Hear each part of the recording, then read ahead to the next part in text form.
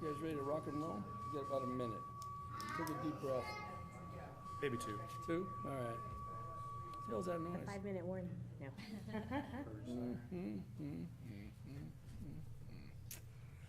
Rock and roll. What's up, Peter?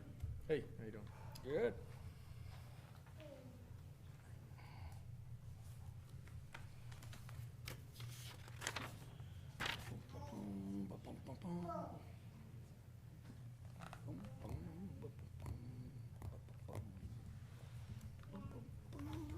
One more minute.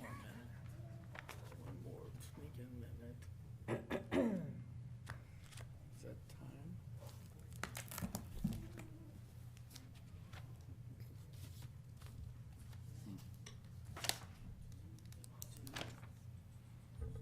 Oh, yeah. That's from the transparency, Yeah. what you were talking about. Yes.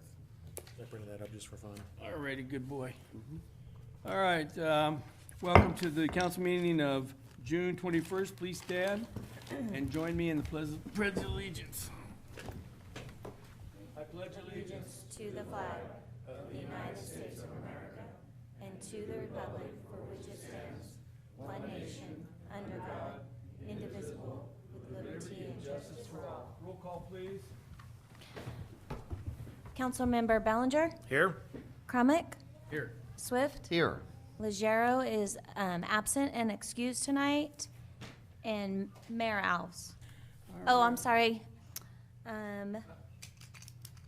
Councilmember Legero is on the line. Okay. Yeah, let's see why. Does he is my have something sound you'd not like to say? going? Here? He's in Florida.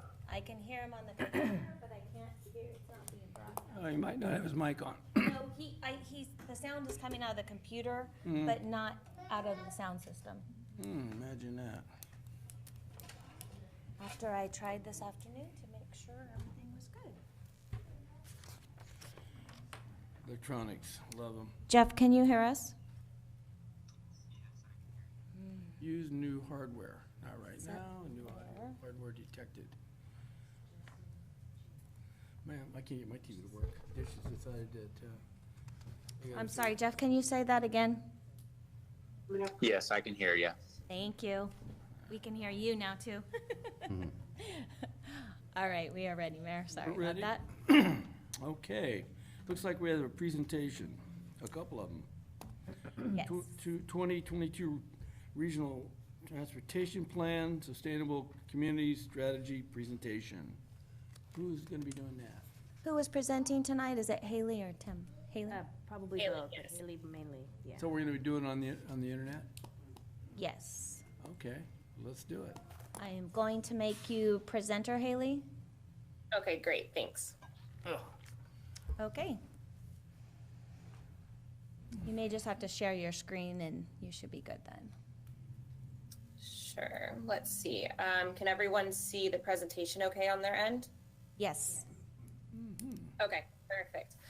So good evening, everyone. Haley Lang, Associate Regional Planner with San Joaquin Council of Governments. And so I'm here this evening to chat with you guys about our Envision 2050 project. So otherwise known as our Regional Transportation Plan Sustainable Community Strategy Update, which I'll be referring to as the RTPSCS, since that's a super long word.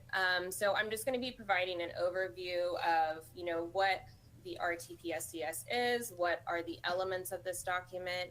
We'll be reviewing some proposed strategies that we've received from our public comment period.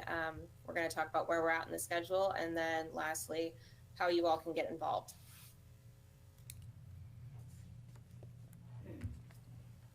All right, so who is SJCOG? What are we? What do we do?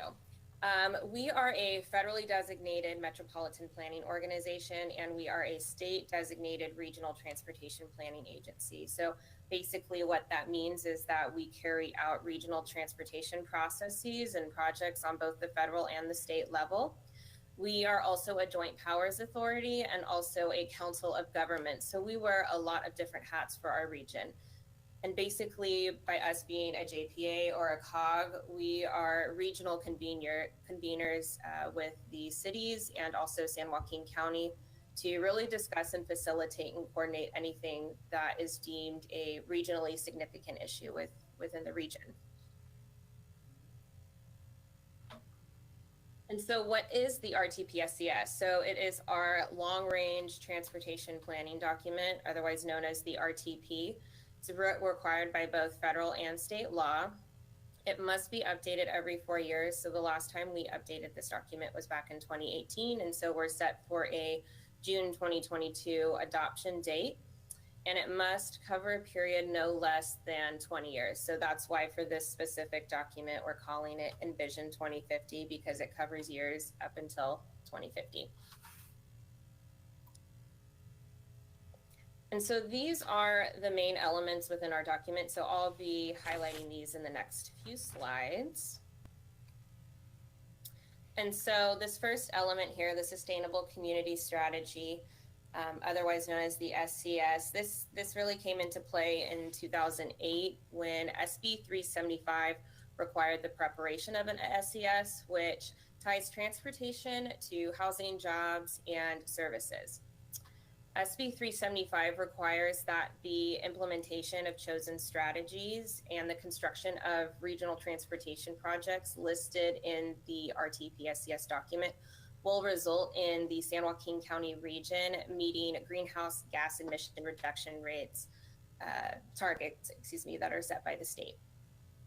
And so scenario planning is the process of developing the SCS. And so what normally happens is that 3 scenarios are developed, each with their own set of proposed policies and transportation projects. And through a MetroQuest survey, the public will select their preferred scenario, and the 2 most popular scenarios will go forward to our RTP-SCS working group. So after that happens, the working group will then select a preferred scenario and the alternative scenario. So after that's vetted by the working group, it's brought to our board of directors, and then they then decide what the preferred and the alternative scenarios will be. And through this process, the strategies and scenarios are converted into land use plans, which reflect the proposed strategies and the projects of each scenario. And so these plans are then modeled and determined whether they meet the state's emission reduction targets.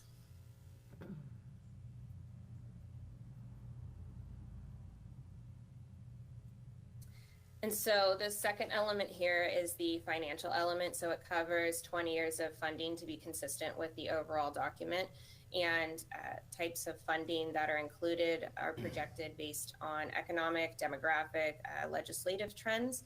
And there's a variety of funding sources that are called out, federal, state, local, and also our Measure K sales tax funding source.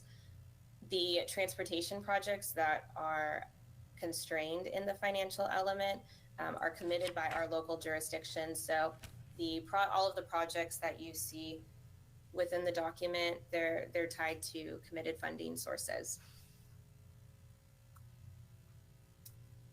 And so the third element of the RTP-SCS document is the policy element. So these elements that you see here on the screen, they're from our 2018 document, and they're actually going to be carried forward to our 2022 document. And for each policy, there are several strategies that support the policy goals. And so as you read these policies, most of them are focused on transportation, but there's actually a few that go beyond transportation, such as support economic vitality and improve the quality of life of residents. And so the fourth and final main element of the document is the action element. And so the action element comprises of actions that implement the RTP-SCS policies and strategies. So on this slide, there are 2 actions that SJCOG undertook since the adoption of the 2018 RTP-SCS and the associated policies and strategies.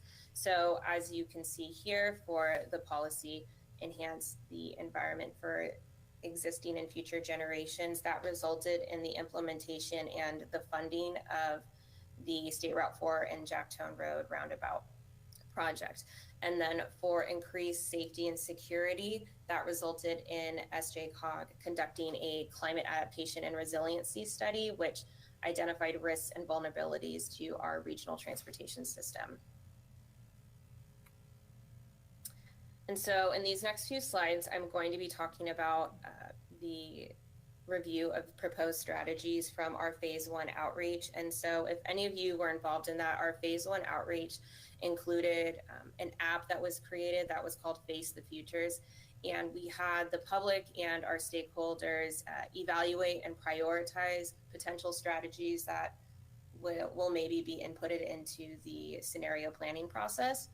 And there's about 27 strategies, so I'm not going to go over all of them, but I'm just going to highlight a few. And so under our housing production category, which we're calling pillars, here are 2 strategies that were prioritized through this engagement process. So as you can see right here, develop a regional housing trust fund to address housing issues. And then second, to streamline the development process. And so the first would propose, potentially propose a regional fee program to support the construction of affordable housing. And the second right here will have a goal of decreasing development costs for housing developers. And so under our vibrant neighborhoods pillars, the first strategy, which is encourage infill development, seeks to revitalize neighborhoods by encouraging the development of vacant or underutilized lots that are surrounded by existing development. And infill development projects provide more residents and services to an existing community and reduce development pressure in the outskirts of an urbanized area. And then the second potential strategy here, prioritizing complete streets project through the region. So for those of you that are unaware, complete streets projects are renovation road projects that provide and include facilities for all users in all modes. So whether you're using a car, biking, walking, taking public transit, the road is better designed and suited for you. And just as a fun fact, that rendering right there is for the Minor Avenue Complete Streets project that I think is underway right now in downtown Stockton. And so under the transportation pillar, the listed proposed strategies include improving access to safe and convenient walking and biking options, and then also prioritizing the goal of 0 fatalities. And then lastly, the technology and AV adoption or autonomous vehicle adoption pillar. You have a strategy here, manage the adoption of private and connected autonomous vehicles. And then also investing in high-speed internet and infrastructure, because although there is high-speed internet and infrastructure in our region, there's actually a lot of space in our disadvantaged communities and our rural regions that do not have that capacity yet. And so SJCOG's role in implementing strategies, we both play a direct and an indirect role. And some examples highlighted here. So a direct action would be SJCOG, us funding a project, so the State Route 4 and the Jacktown Road roundabout intersection, or an indirect, so how we assist member agencies. And that can be through assisting them with grant funding or providing technical assistance and things like that to help our local government really implement these regional priorities for us. And so where are we at in the schedule? We are still in the scenario planning phase, and this will be happening till about August. And then as you can see here on the slide, we will be in the preferred plan modeling and environmental analysis phase. And then we will have a draft document out as well as our draft environmental document. And then subsequently, we'll be ready for our June 2022 adoption date. How to get involved. So we are underway with our phase 2 outreach. And so we are actually going to put another survey out June 30th. It will go live and it will be open till about August 15th. And so this is the purpose of this survey is to get more input and insight from the public and from the stakeholders on these strategies. And so we're really wanting to get the word out to the public, and hopefully a lot of folks will take the survey. And there's also other ways you can get involved for the RTPSCS project. You can go on our website, sign up for email notifications. You can also attend our meetings and workshops. You can talk about this process even within your own community. And lastly, you can give comment at our public hearings, so our board of directors meetings or any of our public committee meetings. And so that's all I had this evening. There's my email, lang@sjcog.org, and then my supervisor's email, kohaya@sjcog.org. And so if you or anyone from the public wants to get involved in this process or would like to take the survey when it goes live next week, we're happy to circulate that with you all. So with that said, that's the end of my presentation. I'm happy to take any questions or comments if you have any. Gentlemen, any questions, comments? Not at this time. No. I have a question. We have one for Councilman Crumage. Hey, how's it going? So my question is, in the presentation, you talked two things. One was setting up a fund with fees for affordable housing. Was that correct? Mm-hmm. So that's just an idea that SJCOG has that they would push out to the local municipalities? Correct. So, you know, as a regional planning agency, we actually don't have any land use authority, right? Like that happens at the local level. But what is happening at the state and the regional level is there's been a lot of funding that's being circulated to regional planning agencies to talk about housing and housing production and just kind of the housing issue at large, right? And as part of our REAP efforts, so our regional early action planning efforts, we identified priorities for the region. And so one of them was, you know, conducting a feasibility study related to the creation of a housing trust fund. So really just conducting an analysis and looking at the feasibility of it. So if it were to happen, right, like what funding sources could we use? Would all of the cities be involved? Would only some cities be involved, right? Like what's the applicability of it? So that's kind of a long answer to your question, but yeah, you know, right, it may happen, it may not, but it's kind of a high level goal and priority, you know, for us. Okay, and then the second part of that was part of that slide was lowering developer fees. That's another thing that SJCOG is thinking about?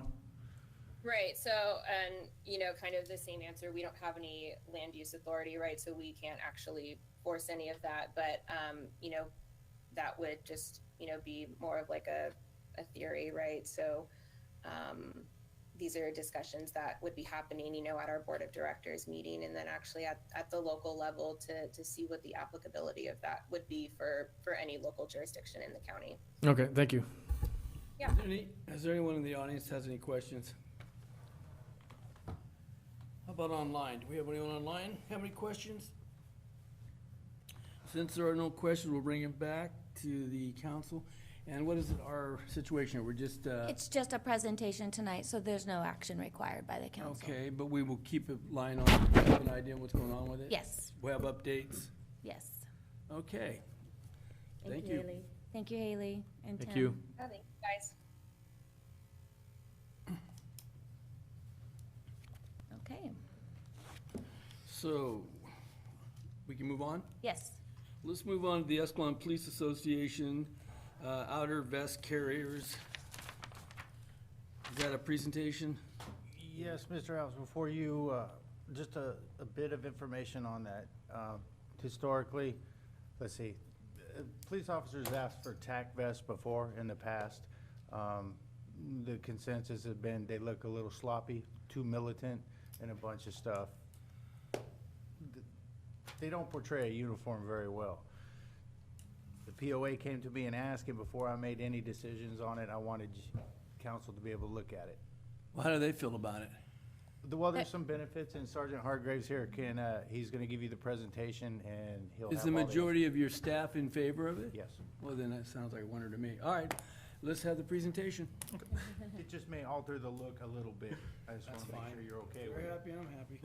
The Escalon Police Officers Association would like the City of Escalon and the Chief of Police to adopt a new uniform standard that allows for load-bearing ballistic vest carriers, also known as overt or outer carriers, as the ballistic vest is worn over the uniform rather than under it. We understand that some overt carriers are very militaristic in style and project an aggressive appearance that is unwanted in our community. There are, however, overt carriers that do not project an aggressive or militaristic look. There are overt carriers that are designed to mimic the look of a traditional police uniform. Officer Harrison is wearing the overt carrier system that the EPOA is recommending be adopted by the department, the Angel Armor Rise uniform carrier. This carrier was chosen for its clean, professional, and non-aggressive and non-militaristic look. The overt carrier systems have a multitude of benefits. Currently, the only location where officers can keep equipment is around their waists on their duty belt. The minimum equipment required is as follows: firearm, magazines, handcuffs, radio, and body camera. There are also several items that are not required but strongly encouraged, including OC spray, pepper spray, expandable baton, taser, BOLA wrap, flashlight, extra set of handcuffs, latex glove pouch. Then you add on other useful equipment such as multi-tools or Leathermans, key holders, and tourniquets. This leads to officers having to use belt space selectively. We recently adopted the BOLA wrap less lethal control device, but due to the size and limitations, belt space, and limited belt space, several officers are unable to carry it along with their required equipment. Adding a load-bearing overt carrier will allow officers the option to carry more or less lethal tools, which will enhance officer safety and give them more use of force options when dealing with violent or resisting suspects. Another problem associated with the amount of equipment is the weight. The average duty belt weighs more than 20 pounds. The weight worn around the waist all day can result in chronic hip and back problems. Due to the volume of back injuries suffered as a result of wearing a duty belt, Section 3213.2 of the California Labor Code was enacted, which states that for any full-time salaried police officer who is required to wear a duty belt as a condition of employment for at least 5 years, lower back issues are automatically presumed to have been caused by the wearing of the duty belt. Allowing load-bearing outer carriers will put less strain on the hips and lower back, which in turn should reduce officer injuries and workmen's compensation claims. Another benefit of the load-bearing overt carrier is the ability to remove the carrier while in the office. While an officer is in the office typing reports, conducting follow-up via telephone, processing evidence, or doing other tasks while at the police department, they would be able to remove their overt carrier, thus further reducing the strain on their body. The carrier can then be quickly put on if an officer needs to respond to a call. The ability to remove the outer carrier will also reduce fatigue and the risk of heat-related issues, particularly during the summer months. Currently, there is no way for an officer to remove their ballistic vest without removing their uniform shirt and duty belt, which can take a significant period of time to put back on in the event of a priority call. During the summer, when temperatures frequently get over 100 degrees, even moving to an air-conditioned environment does not significantly cool the body because the torso is enclosed in a thick, non-breathable ballistic panels that trap heat close to the body. The style of overt carrier that the EPOA is recommending be adopted, Angel Armor, is designed to accommodate all-day rifle protection as well. Soft body armor will stop most handgun rounds, but not rifle rounds. Officers who desire protection from rifles can obtain rifle-rated hard ballistic plates that will stop commonly used rifle rounds. These ballistic plates are often close to an inch thick and weigh over 8 pounds. The added thickness and weight makes them impractical for all-day wear, so officers generally use a designated outer ballistic plate carrier. These are kept in the officer's vehicle, usually the trunk, and brought out to be worn when critical incidents when rifle fire is anticipated. The drawback to this is that an officer may not have time to return to the vehicle to get the plate carrier, or they will lose precious seconds in a rapidly evolving situation by retrieving their plate carrier. The Angel Armor uniform carrier is designed to hold hard, rifle-rated ballistic plates. They make hard, rifle-rated plates that is 0.55 inches thick and about 2 pounds, which is designed for all-day wear. The hard ballistic plate in conjunction with the soft body armor is rated to stop 5.56 by 45 millimeter, equivalent to a .223 standard AR-15 rifle round, a 7.62 by 39 millimeter, which is common to the AK-47 rifle, and the 7.62 by 51, which is equivalent to a .308 Winchester. If the overt carrier system is adopted, this will not add additional cost to the police department's budget. The department currently purchases a covert ballistic vest and carrier for every member of the police department. The ballistic vests are replaced every 5 years when the warranties expire. The department will continue to purchase covert vests and carriers for the officers, and they can purchase the overt carrier as an option. The ballistic panels can be removed from the covert carrier and placed in the overt carrier. The purchase of the overt carrier will be at the officer's discretion and at their own expense. In closing, the benefits of an overt carrier system are numerous. They allow the officer to carry more equipment, they reduce the strain on the officer's body, they reduce fatigue and the risk of heat exhaustion, and they allow for added protection against rifle fire. Conversely, there are no real drawbacks other than additional expense. However, as these are optional and will be purchased at the discretion and expense of the officers who wish to wear them, the cost will not be incurred by the city. Many overt carriers may portray a militaristic look or not look as professional as a traditional uniform, but as you can see, the overt carrier system that will be adopted by the Escalon Police Department has a professional uniform appearance. We will also establish a policy limiting what equipment can be placed on the vest to maintain a clean, professional, and non-militaristic appearance. The Escalon Police Officers Association appreciates your time, and we hope you give some sincere consideration to our request. Thank you. Okay, gentlemen, any discussion here for you? I just, Questions? actually, I have a quick question. My first thought, with the weapons and moving everything around, the first thought that came to my mind was that situation, oh boy, I think it was in Minnesota, where the female officer thought she was pulling out the taser, pulls out a gun, shoots a guy. So my question is this, with all that equipment on there, is there training to get used to and oriented where everything is at so that an unfortunate situation like that doesn't happen, or how does that work? So the firearm will not be allowed to be placed on the vest. So the officer's training to where they're reaching for their firearm will not change. Okay. And as far as weapon confusion, we already have a policy where the taser cannot be drawn with the same weapon, with your weapon hand. So if you're right-handed, your taser has to be drawn with your left hand. Gotcha. That's to limit confusion. That won't change. So the officer may put their taser up here, but they'll still have to be drawing it with their offhand, so they won't be using their weapon hand to draw the taser. Yeah, gotcha, yeah. I mean, to me, now I'm looking at the other officers without, the vest on. I'm going, okay, I think I see the difference, because frankly, at first, I didn't know the difference. It looks fine. Yeah. Come up here, Andy. Yeah, I couldn't tell the difference personally. Put them side by side for you. See? I guess the question with the vest, I see two locations for looks like you're limited with the current uniform standard where we can put the body cam versus the outer vest where you can center mass it a little bit better and easier, it appears, Yes. from here. Is that accurate? Yes, it is. Okay. Do you- And is that about all the equipment you're generally looking to put on the vest, give or take? What's presented here? Yeah. Much more room in there, it looks like. Yeah, there is. We just kind of wanted to put something together for you guys to look at. Policy, we're gonna have, we're not gonna have a whole bunch of rifle magazines, no fixed blade knives, nothing crazy. So it'll just be kind of the gear that you're wearing around your waist, you can put it up, bring it up, if you Yeah. wish. Frankly, Officer Halverson, with all due respect, you look a lot less comfortable than Officer Harrison.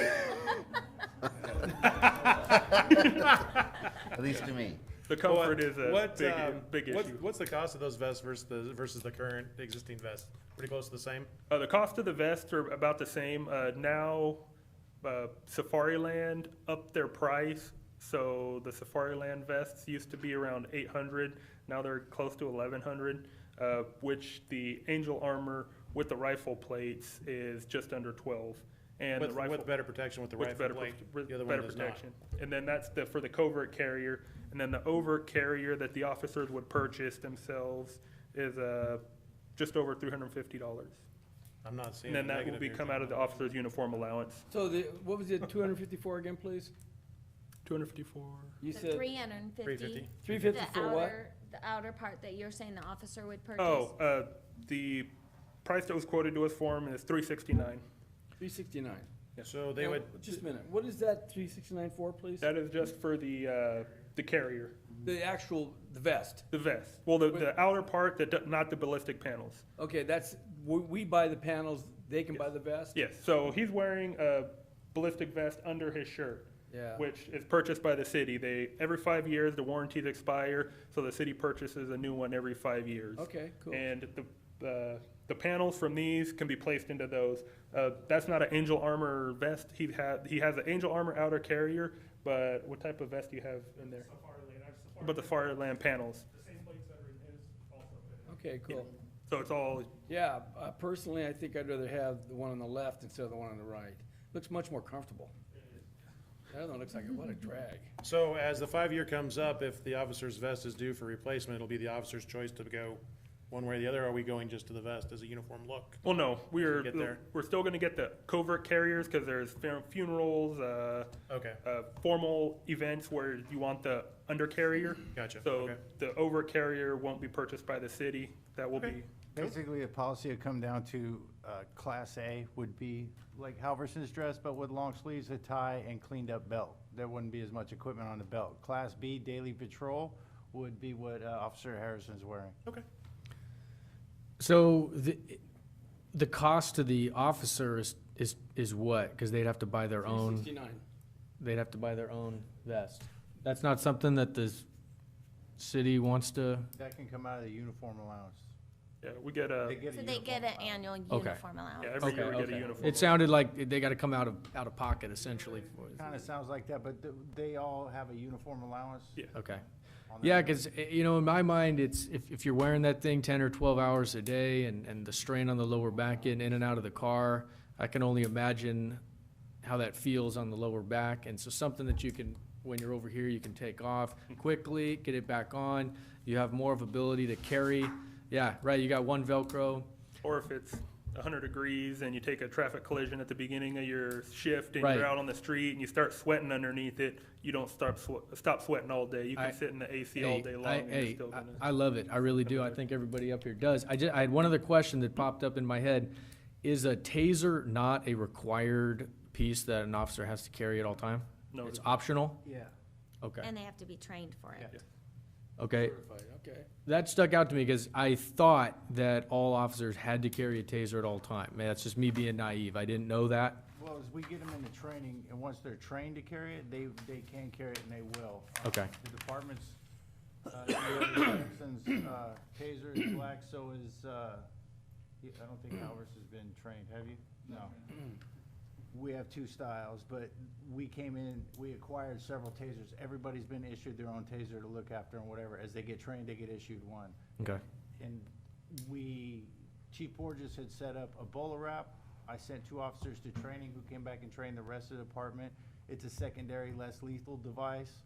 We also put everybody through training for the beanbag gun, which is a less lethal device. The whole thing is coming down to, in the climate of law enforcement today, everything less lethal, less lethal, less lethal. The equipment's getting bigger, heavier, and a lot more of it. Some of the thinner guys with no real estate on their waist, it's in the car, it's in the door panel, it's not with them, and when things go south, there's no time to go back to the car. So, Okay, that's just a question I had, and thank you for the clarification. I'm all for the new look, guys. Good to hear it. Any more up here? No Okay, objection let's here. ask- let's Get it ask- rolling into the program, make it happen, in my opinion. Let's ask the audience. Audience, do we have any comments? Mr. Willis, you don't have a comment? Do you find this humorous? I love it. I'm surprised they're not in heels like a fashion show here. I thought they were going, and then look at this. There's not enough difference. I mean, look from the backside, you see nothing. Yeah.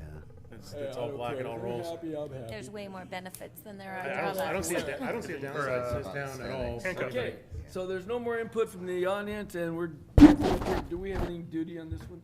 No, just a consensus from the council that you would support the proposed Norman, uniform. do we and have they a can- consensus? Yep. Oh, yeah. All right, how Oh, about yeah. For me. on the internet? Is Jeff still with us? Yep. Jeff? Jeff. I thought I just heard him, or saw him unmute himself. Okay, well, I'm sure he'd be for it, believe me. Yeah. Okay, so you have a consensus. For it. There you go, Right. there he is. Put that cocktail down, will you? All right. Thank you. All right, thank you. Thank you guys for taking the time. Yeah, nice fashion show. All right. let's move on to the consent calendar. These items are considered routine in nature and acted upon by a single action unless requested by an individual council member, excuse me, or a member of the public or for special considerations. Okay, so if there's no one here gonna pull anything off this, is there? Doesn't look like it, so we'll accept the motion so we can move on here. Move to approve? We have a motion? Second? We have a motion second. All those in favor? Aye. Aye. Carries 4-0. Oh, we have a 5-0, excuse me. All right, carries 5-0. All right, let's move on down here to staff communications. So, Mayor and Council, included in your agenda packet were monthly reports, including Treasurer's Report, the Police Department, Animal Control Report that was included, was lacking some information, so you were giving a new hard copy this evening. Recreation Department, Development Services, Building Department, Public Works, Water, Wastewater, and our project report. And staff is able to answer any questions that you might have on those reports. I just have a little bit of a question for Justin. He was gonna look into the swing thing on Sanchez Park. Yes, can everybody hear me? Yes. Yes. Yes, I was able to look into it and I actually have someone coming into town this week. We are going to be able to reinstall the swings on our swing sets that are actually already now. So we're not allowed to put any new structures in. Then we would have to do some more ADA type things, but structures now we put swings on there. I just have to move them around and maybe not put as many on some of them. So here soon, we hopefully will be adding swing seats to all the swing structures in town.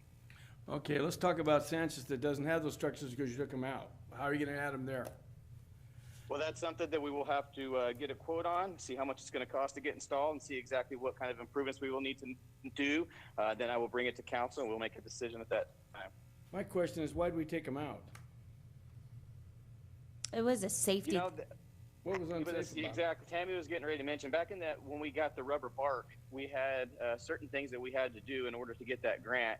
And some of them were the type of swing structures we have. Some of the swing structures we had were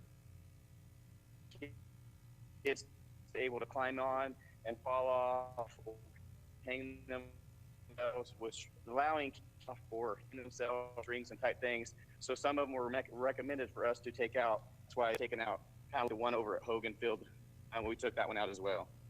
So there was a part of the rubber bark grant was they had to be inspected because from where the funding came, there was a playground inspector that came out and they What identified. does rubber bark have to do with those swings? I don't get it. It was because they were requiring the playgrounds to be inspected for safety because it was grant money that we were receiving. Right. So based on the grant money, the park inspector came out and those things were identified as safety hazards that had to be Did they specify removed. how they were unsafe? They could have at the time, but I don't recall that right Let me right ask you now. this question. At the Hogan Park where we didn't use rubber, we used organic. Were there an inspection there? There was because we put in a new structure. What, slide? No, we put in the whole new playground structure. We Because removed, of that triggered the inspection. yes. Are there swings at Hogan? The whole new structure. Yes, there are. So it's very possible then we could have them at Sanchez, it sounds like. There are, Yeah, yes. I think it was the changing of it was the structure itself that housed the swing sets that didn't make them. It housed them. Okay. All right, well, hopefully we can get them. There's a lot of interest in it. I hear about it every weekend. All right. Any more comments, gentlemen? No, I was good with everything. You're good? Okay, I have a couple more staff items if there's no questions on the monthly reports. Okay. let's just Update do on the bathroom? at Hogan? I have not heard back on the project yet. I was So I reached back out to the representative, and I still haven't heard back from her. We okayed the project and the funding and you haven't heard back? Yeah, I submitted the project for approval, and I haven't gotten that approval to be able to do any moving ahead. At the last meeting, I had mentioned that Jilton was requesting an increase. I went back to Jilton and let them know that they would be subject to the Prop 218 process if we were going to go through with any kind of increases. They did ask to hold off on additional discussions at this time. They would like to come back to the council at the first meeting in August and actually present a plan that would include the future cost of the requirements for the SB 1383. So they will be on our August 2nd meeting. I have a question about that, actually. Has the city ever considered providing our own garbage service? We have never did a study in regards to it. In talking to some other cities, you know, they haven't said that there's that it's much, that there's cost savings to your residents if you start it yourself. So we would have to come up with a lot of Startup. Right, you have to startup buy the monies. trucks and you have Yeah. to figure that out. I understand, but I'm talking long-term, if you can control more of the costs, things So- like that. We don't have facilities to, we would still have to go to Jilton to Dump it? dump it. So you would still be, there would still be some uncontrollable costs there. Okay. What does Ripon and Manteca do? I'm sure they take theirs to one of the transfer stations. So that wouldn't be any different for us. We'd have to do the same thing if we actually entertained it. Yeah, did you know what Ripon does? I had happened to look at one of their agendas, and they paid 3 different companies, some type of payment. So it was like Bertolotti's, Jilton, and I think it was Waste Management. And so they pay 3 different companies a certain amount of money every month for services. And so I was surprised What- at that. I thought They must think it's worth it because they're doing it. When- Manteca's doing it, Ripon's doing it. Yeah. When we go for the 218, if we're gonna do fee increases, that's what we said, is that kind of like a request for proposal? Like, do we reach out to other? Law, The mandated law. Prop 218 is that you're sending out notices to all ratepayers, letting them know that there is going to be a rate increase, and they can oppose the rate increase.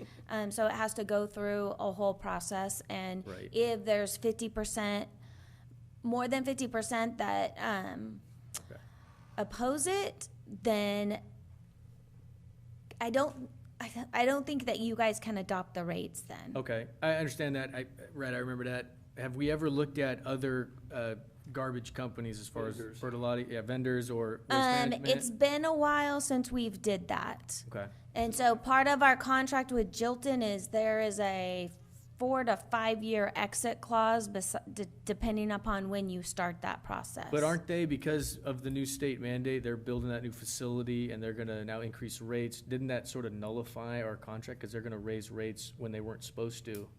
It changes. Their contract has already expired with increases, which is why they're having to come back to the council. So Does they're, that, do so we have they're- any ability at this point to go, it's too much, we're gonna look for somebody else? You do, but you have an exit clause that's gonna take you 4 to 5 years to get out, depending upon when we do that. Okay. There's a It's year. certain I thought that period. was a 1-year clause. It's a 4 No, 5? it's 4 to 5. It depends upon when you say that you're going to exit. We have an evergreen contract with them, which means it rolls over annually. Sure. There's not much So negotiation. there were some built-in increases, but once the increases, the last increase was put into place, they have to come back to the council to do those increases. So if we were to not, utilize Jilton, then we're gonna have to figure out how we're going to meet the SB 1383 requirements. Right. Now, that SP, what was the number on that? 1830 what? 1383? 1383. Okay, back in the day, there was another one, is AB 939. AB 939 was similar to this one in the fact that the state was mandating that we divert, I think it was 50% maybe, or 40%, I can't remember which, green waste away from the landfills. At the time, the senator was Johnson out of Stockton, who was our state senator. We had a long discussion about this. And the city was in a panic because we had so much time to do it, and if we didn't do it, there was a threat of a $10,000 week or month, I forget what it was, penalty. And I talked to Mr. Johnson about that, and Mr. Johnson assured me that wouldn't happen, but provided the city would show good faith and effort to move in direction of resolving the issue. So what we found out later, after we signed up for the increase, we got the gray can. That's how we got that gray can you guys all have. Right. That was AB 939. Had we done our due diligence and we looked around, I think we might have found a way out of that by going to the cannery, because the cannery has a diversion, and their surplus diversion would have worked for us as a credit, I believe. And that's what we should have looked at the time. We didn't. So this time around, we might want to do a little more investigating about our options, because I think we might have some. The other thing is, as far as a new vendor, you have to do an RFP, okay? An RFP is going out for a proposal, you send them Sure. everywhere. But it's complicated. But I would like to look into the fact that Ripon and Manteca are so close proximity, maybe we could hook up with one of them as an option. Because I'll tell you, the rates are going up every day. And if there's a way we could stabilize them, that would be good. So, that's what I So, got to say. and just an FYI, we do use what the cannery, diverts We do? in our We calculations didn't do it back annually. then. We do now. We do So now? they're already calculated in when we have to meet That our is certain good to know, Because requirements. back in the day when we got the 939, we did not, and it cost us that new gray can. Yeah, and the reason I bring it up is, I mean, we're kind of in a tough spot. We have Jilton providing the service, and they have these new restrictions from the state, and so they pass them on to their customer. But I think that we wouldn't be doing our job if we didn't look at all possible options to way to keep those costs down on all the citizens, right? I think we all agree on that, so. I agree. I have a question procedurally on the whole process. They're gonna come to us and ask us for a raise. If all of us up here say no, it doesn't go through a 281 or whatever, Prop it's done, 218. right? It's done. They don't get a raise, correct? Is that, They actually end up, if I remember, they pay for the 218. They pay for the process to go through. so we don't have a right to just say no to the rate increase right up here? Well, we can't say no, but they can go to 218. If they go to 218, they're. That's my question is, I think they can do the 218. I'm looking to delay, because I know it's coming up with the new SB 1383 or whatever. It's coming anyways. Oh, yeah. Delay them till that hits and be done with it, instead of, we're gonna do a rate increase now, and then when that hits, they're gonna do it again to us. Exactly. So I'm just trying to see what our Well, options that's what are. that's what what they're they're waiting actually going to be bringing that. When they come to you, they're gonna include what those increases would be for 1383. So I gonna think just- I think their thought process is to do a multi-year instead of Trying having to go preload through Before it it. actually hits, they're trying to preload and get revenue Well, for I think that infrastructure. they're already in that process of, what the costs are gonna be. They've already been working on that, Right, so. so, That'd okay. be a lot cleaner. Do Yeah. you know, now they're in the position where they need to build the facility. Correct. Do we know if Waste Management or Bertoli or any of the other ones already have an existing facility similar to this that will satisfy the requirements of 1383? They do not, and they do not have the permitting even like Jilton does. So Jilton is a step ahead of most other disposal centers because they have already been permitted to, build that, diversion facility, where the others will have to go through the state and go through the whole permitting process, which will take probably 3 years. How long is each, like, contract when we renew with them? Is it like 5 years, 10 years? How does it work with Jilton? So again, it's an evergreen contract until one of us says that we want to exit out of it, and then it's a 4 to 5 year exit clause. It depends upon where you say it during the time of the contract. Has it ever been explored, the idea of not doing necessarily an evergreen clause, but a set period of time? And so maybe sometimes when you sign long contracts, you can lower the rates. Yeah, so the, of not doing an evergreen, but doing a long-term, You know what I'm saying? So if they know we're gonna be with them for 20 years, and they're like, we're gonna take your rates from here down to here because we know that's locked in, has that ever been explored? well, I think part of the reason why they do the 4 to 5 year exit clause is so that because they're investing in their infrastructure. And so that's why they do that, so that they didn't get stuck in it. Because it was initially a 5 year, and then after that point, it's a 4 year exit clause. Okay, and I just don't know what our negotiating power is, but I know like when you're signing some sort of lease Sure. agreement, if you sign a long-term one, you can get a lot lower monthly payment as opposed to a short-term lease, so maybe it's the same concept. It doesn't work that way this way. We've Okay. never got any great deals on long-term.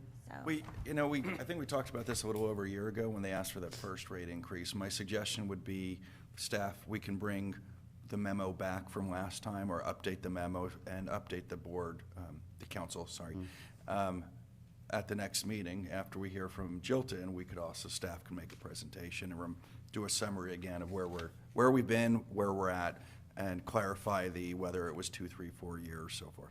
We also want to be aware of our options at the time you bring that presentation to us. So we'd look at some other options other than just going with Jilton or not going with Jilton. So we would want to look at the possibility of another carrier, maybe a relationship with a neighboring city. We want to look at all these options. Yeah, I agree, because I think if we have a vendor who provides a citywide service like garbage pickup, and they just go, we have to build this new thing, it's gonna cost this much, your rates are gonna go up, sorry. I think we wouldn't be doing our job if we didn't fight for the ratepayer and do everything we can to keep that as low as possible. And it's not their decision just to build this, it's the state's mandates that are driving that. I understand that, but it doesn't change the concept of, you know, we have to do what we have to do for the ratepayer. Exactly. Okay. So, I just want to advise the council that we have been declared in a drought here in California, so we are in drought conditions. We will be sending out notices and door hangers reminding people of our watering times and rules. And no watering is allowed between 8 a.m. and 8 p.m. Monday is a no water day, and those that do not have an automatic water system are allowed to water between 10 a.m. and 7 p.m. Drip systems are exempt to watering days and hours, although no water is supposed to leave the property or the area being watered. Odd addresses or watering days are Tuesday, Thursday, Saturday. Even number addresses, watering days are Sunday, Wednesday, or Friday. These are all the conditions or the rules that we adopted back in 2016. So just an advisory. I will be on vacation starting next Monday until July 9th. So there is a holiday in there. 4th of July will be recognized on Monday, July 5th for city offices, which means that our next scheduled council meeting would be July 6th. And staff is asking if the council is okay with going dark for that meeting. Gentlemen, any comments?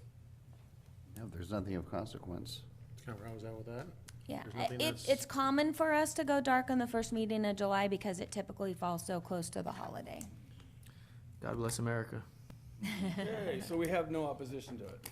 All right, and that's, Well, we didn't ask Councilman Legero, or excuse me, Pro Tem Legero. No objection. There you go. All Sorry, right. buddy, didn't mean to leave you out. and then that's all the staff updates I have. I don't know if. Okay, before we move on, does the audience have any comments or questions? About what we've been discussing the whole time? Staff communication, no. Well, you may address us if you don't mind. I don't mind. I don't want to pick a bone with you, but, you know. But you found it humorous. Dave Willis, 425 Sultana Way. On this problem with Jilton,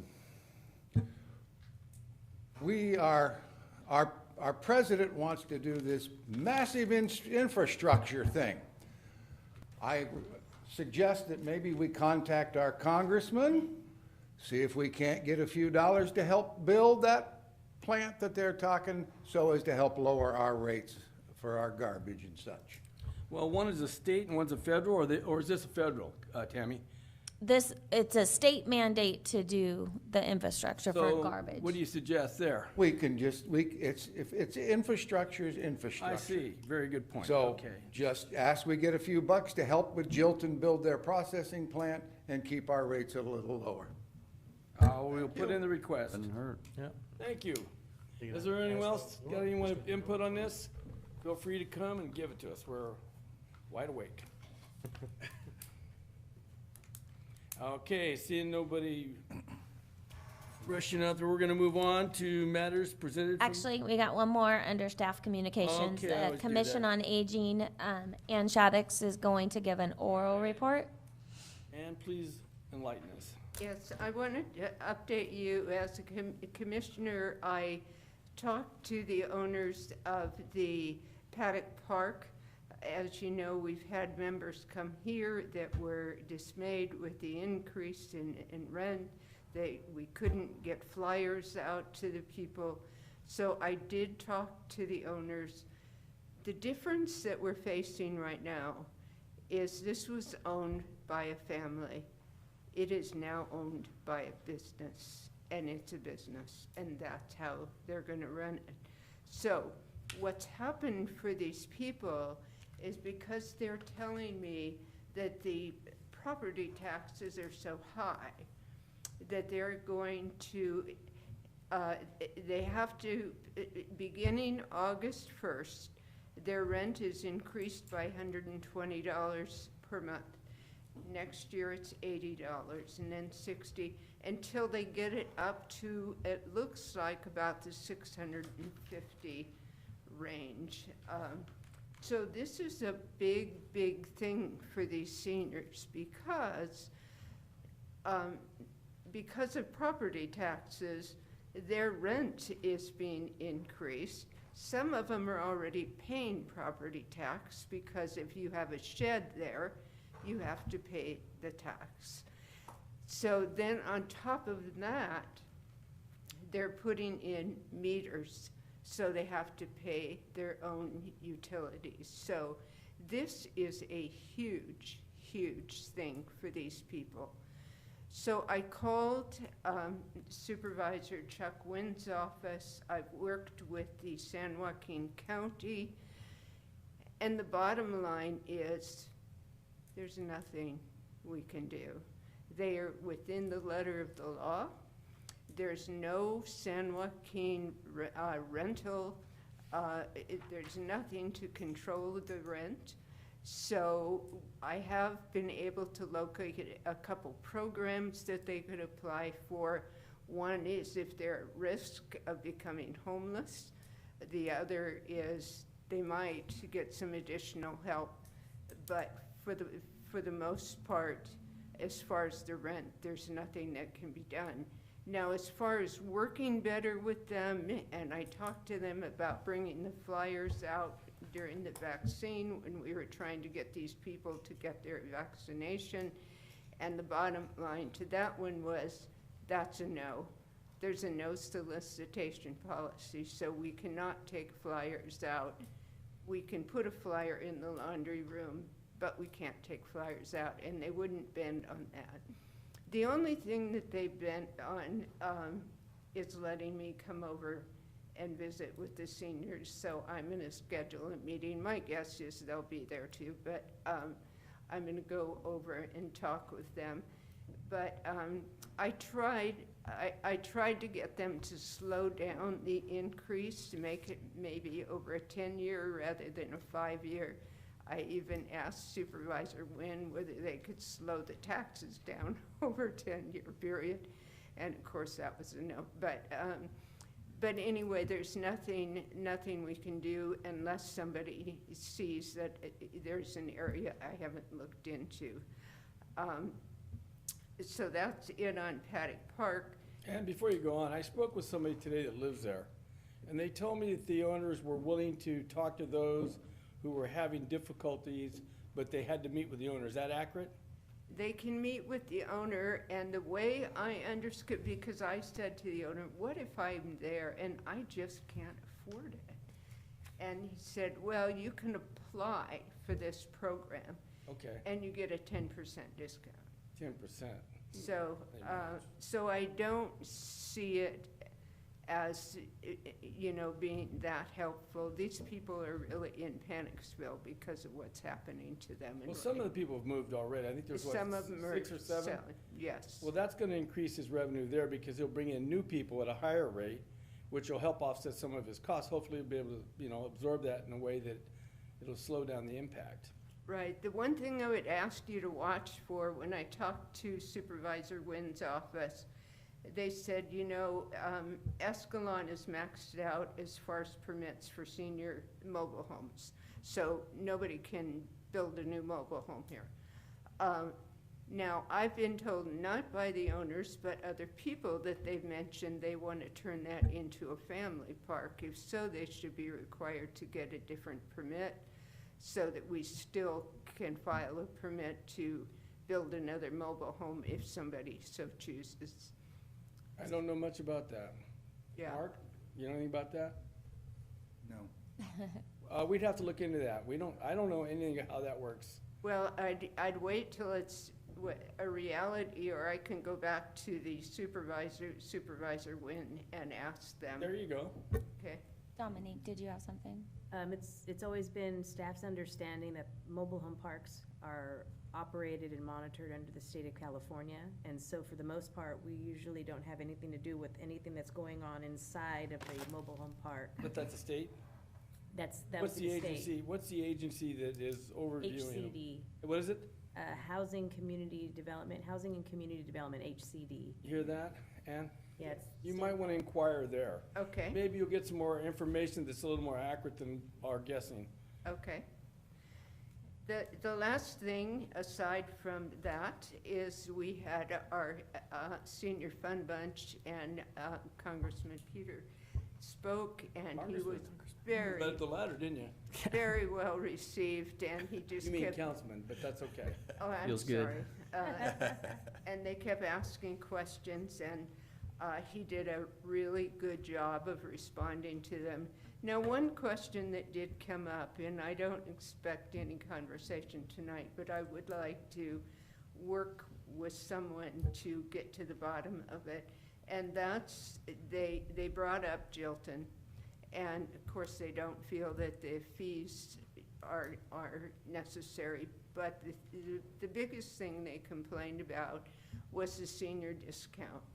And they said there's a senior discount that's been $2, and it's been $2 for years, and it's never been raised incrementally. Every time, if the prices go up, they don't raise the discount.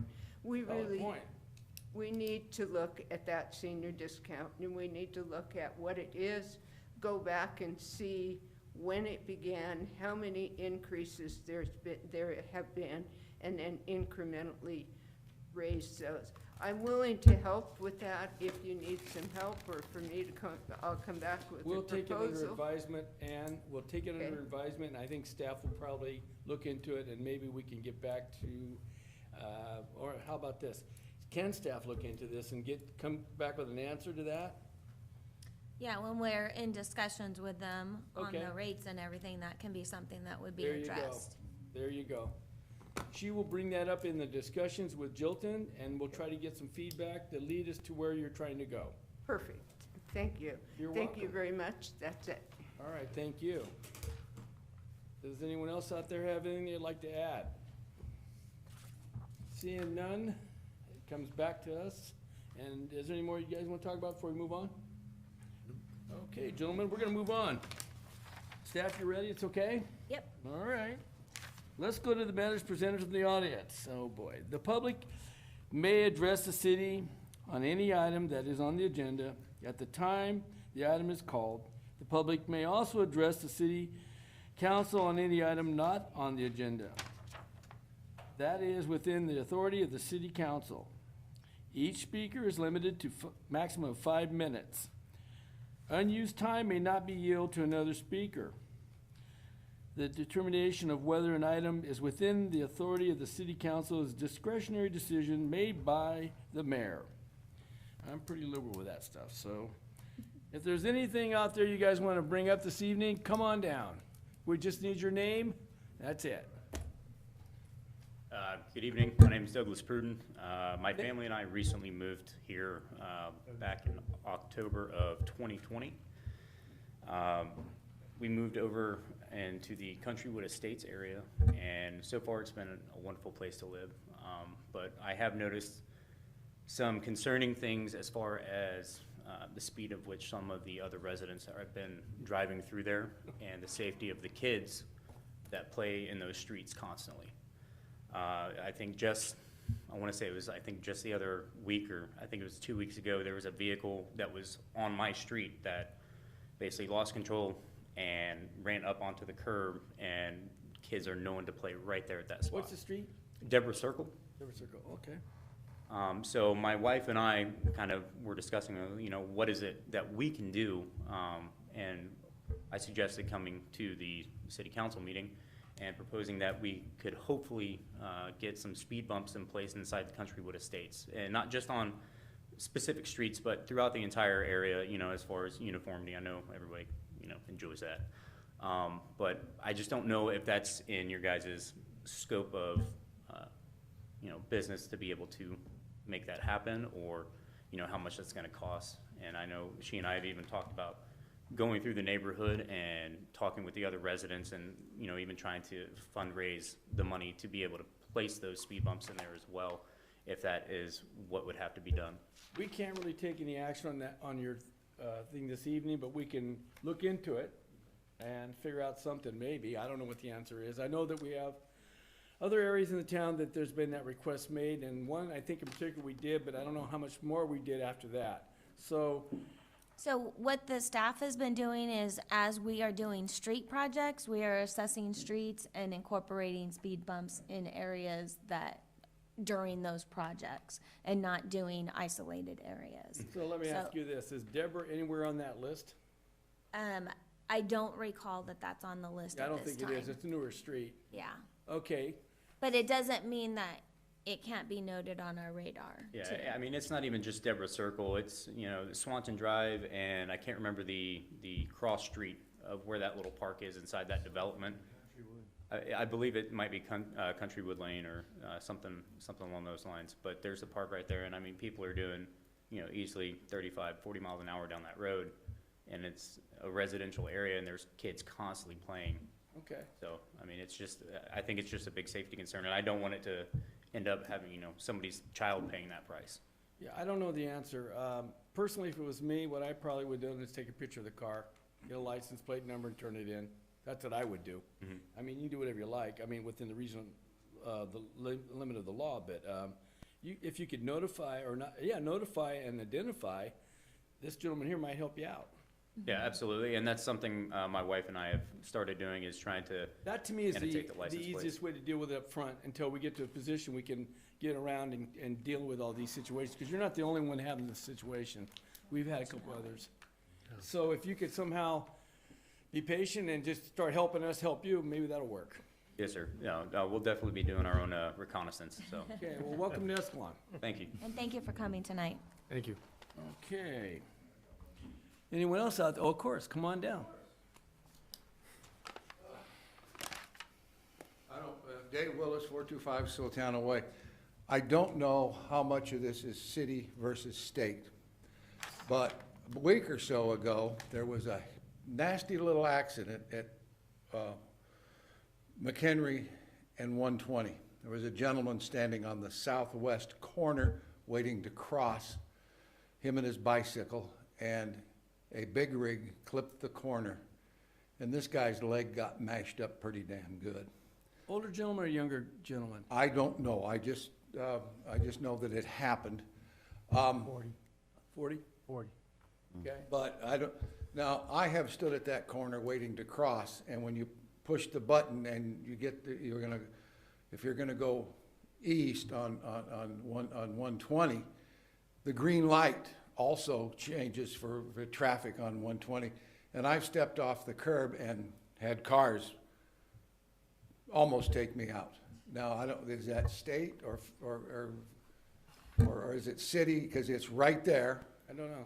It Who monitors is- those lights? It is Caltrans. Yeah. There you go. And in our recent discussions regarding the highway and the roadway, they are looking at that intersection when they, in reworking that. Because I'll tell you, I have come eastbound, and one time, I almost hit somebody because the light changed. It's a good thing I swung wide. But they were in the clear the whole way. I didn't do anything illegal. But what I consider, it's a dark corner. And one of these days, there might be a little kid with mom or dad, and when they see the light change, they might take off real quick. And Right. boy, I'd hate to be there when that, It's a fast intersection there. It is a I go that fast way a lot intersection. coming back from work, and yeah. if the light's green and you pull into that turn lane to turn right onto Yeah. McHenry, I've watched cars ahead of me, it's like, wow, they didn't even hit their brakes. Yeah, And they yeah. took that corner at speed. So, like I And, say. Yeah, I understand the concern. It's probably more of a state problem or something like that, but And when Justin met with them, he did bring that situation up, and they were well aware of it and going to be exploring that. yeah, but like I say, you might want to trim some of those trees back or something. Okay. Because like I say, even on a bright day, it's a dark corner. That's a good point. Thank you. Well, I remind myself, speaking of lights, on First Street and McHenry, for some reason, every now and then it'll double cycle. It won't cycle, I should say. Oh, okay. Going from on First Street going east, sometimes you'll have to go through two change of lights. Why is that? I don't know, it's something, I know that's an older panel there, but it's something that we can have our maintenance crew look at. We have a Okay. contract maintenance crew on there. Okay, very good, because that's happened a couple times since I've had to deal with it. All right, anything else out there? Gentlemen? Nothing. Okay, we're gonna move on. We're gonna move to a public hearing, adopt the city fiscal year 2021-2022 budget. Staff. All right, tonight the staff is asking the council to hold a public hearing and adopt the proposed budget for fiscal year 2021-2022. And I am gonna go, our budget at a glance, I'm gonna go through this. The city budget is the key communication tool, illustrates to the public the city's strategic direction, sources of funding and types of expenditures.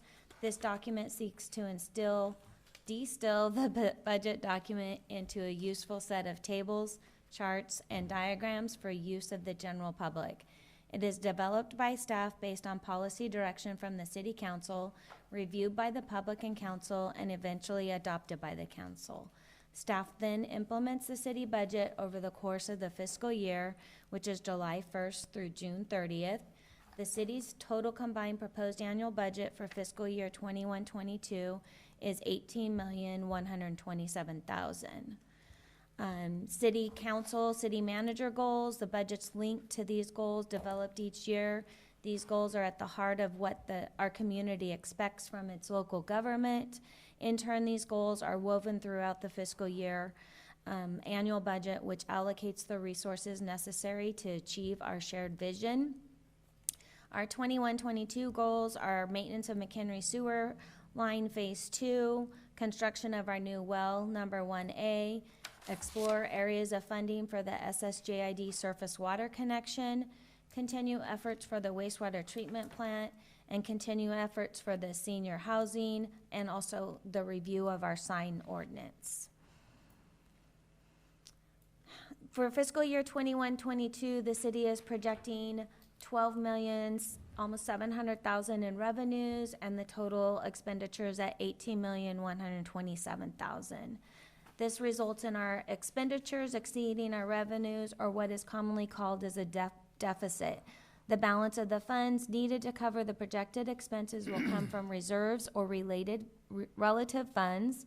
Funds are monies or resources set aside for specific purposes. There are 4 general types of funds in the city budget. They are identified as the general fund, which is used to account for money that's not legally required to be accounted for in another fund or a specific use. The city operates one general fund. Enterprise funds are used to account for self-supporting activities that provide services on a user charge basis. The city operates 4 enterprise funds: water, sewer, stormwater, and public transit. Special revenue funds are used to account for activities paid for by taxes or other revenue sources in which the expenditures of those funds are restricted by the city, state, or federal government. Debt service funds are used to account for general long-term debt principal and interest. The city currently operates 2 debt service funds for the payment of the Civic Center, Community Center renovations, and our new citywide energy projects. There is a more detailed descriptions of each type of fund within the definition of terms section of the budget. There's a couple of pie charts here showing the citywide revenues and expenditures. And then the general fund, which is the primary operating fund of the city. The general fund is the fund most people refer to when they talk about the city budget. General fund pays for community services such as police services, community development, street maintenance and landscaping, animal control, weed abatement, park maintenance, community center, personnel, finance, city management, city council, facilities, maintenance, and the library. For the fiscal year of 21-22, the city's projecting general fund revenues of $4.5 million with a total of $5.1 expenditures, resulting in a deficit of $661,000. The deficit includes a reduction of equipment reserve of $146,000, reduction of the general fund reserve for the debt service of the Civic Center Community Center of $165,000, and an increase from the industrial sewer fund for their loan. This would be the final payment of $12,000, and then a decrease of operating reserves at $361,000. And there's the breakdown. Property tax and sales tax make up 70% of our general fund revenues. And that is the expenditures, which public safety is our largest expenditure in the general fund at almost 64%. As is our practice, revenue projections in this budget are conservative. The city's two largest sources are sales tax and property tax at the 70%. In fiscal year 21-22 projection, sales tax revenue include an increase of 18%, property tax revenue an increase of 9% from the 2021 adopted budget. The total general fund revenue shows an increase of approximately $640,000 or 16.5% from the adopted 2021 budget. While this is a large increase, it's primarily due to large revenue losses in 2021 as a result of COVID. 21-22 includes $160,000 of grant monies and $250,000 of American Rescue Plan Act monies. The projected ending revenues for 2021 are at $3.9 million, which is an increase of 2.2%, or $84,000 from the adopted budget. This does include an increase of 12.5%, or $122,000 in unanticipated sales tax revenues and $90,000 in CARES Act monies. There were several revenues with decreases, including our investment earnings, facility rentals, and lost revenues in recreation. Expenditures, again, as is our practice, the expenditure projections in this budget are conservative. In fiscal year 21-22, overall salaries in the general fund have increased by $444,000. Salaries include negotiated salary increases, step increases, CalPERS increase, addition of a new full-time management analyst position, a part-time position for the front counter of the police department, and hiring of a community service officer with too much training. Our current CSO is retiring. Operating budgets have increased by approximately $183,000, with $95,000 for the MSR funded through a grant, and then $41,000 increase for annual license fees for new body and vehicle cameras. Increase in service provider contracts, which include our building planning, engineering, and legal, have been included, and an increased cost to additional supplies due to COVID covered through the ARA monies. Included in the fiscal year 21-22 budget is the appropriation of a replacement of 8 computers and two additional security cameras, one at City Hall and one at the police department, a server replacement, new police body and vehicle cameras, new police vehicle and equipment, new streets truck, and an upgrade to the council chambers audio-visual equipment. These items are to be purchased with equipment reserve funds and special police funds, and then the ARPA funds.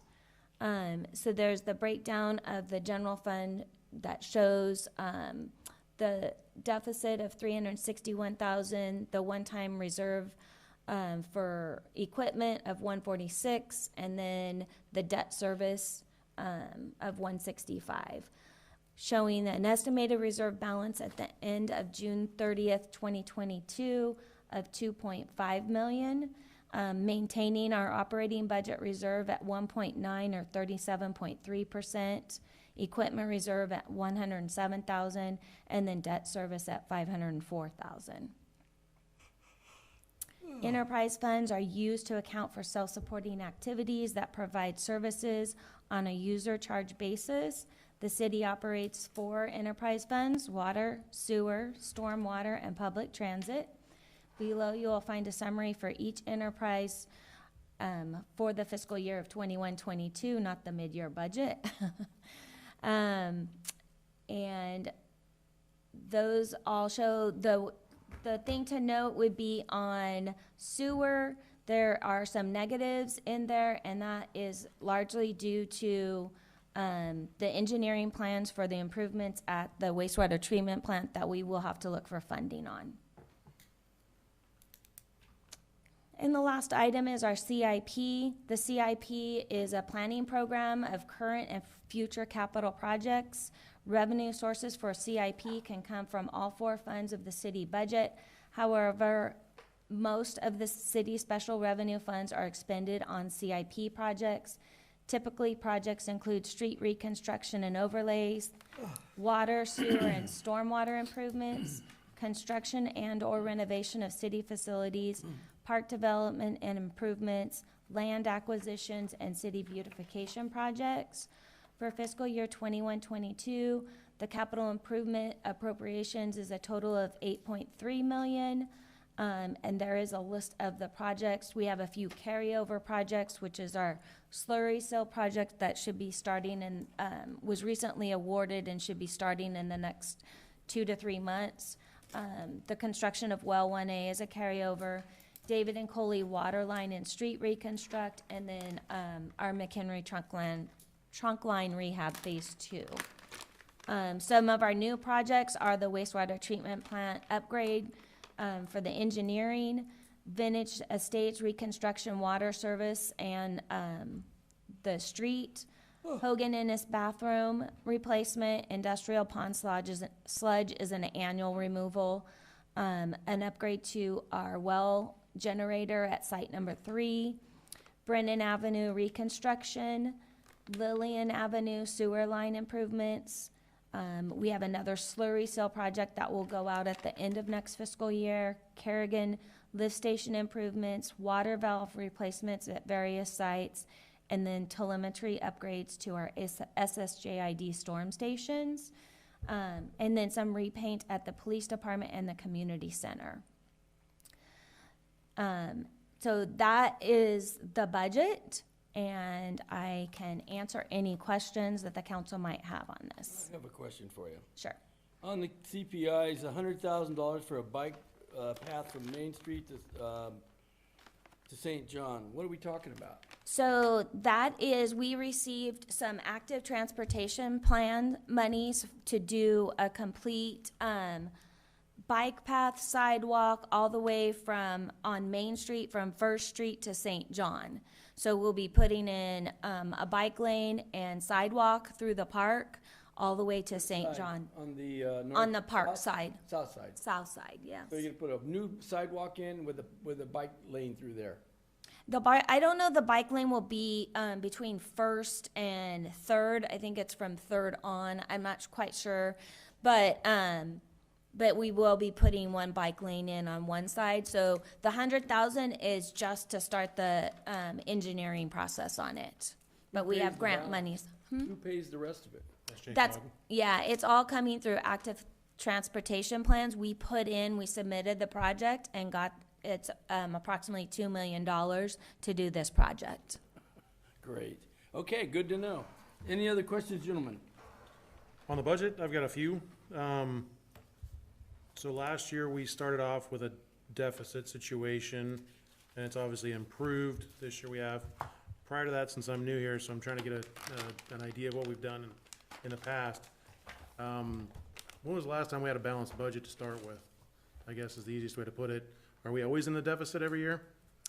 It's been well, I don't know. I've been close to a balanced budget, like less than 50,000, I want to say.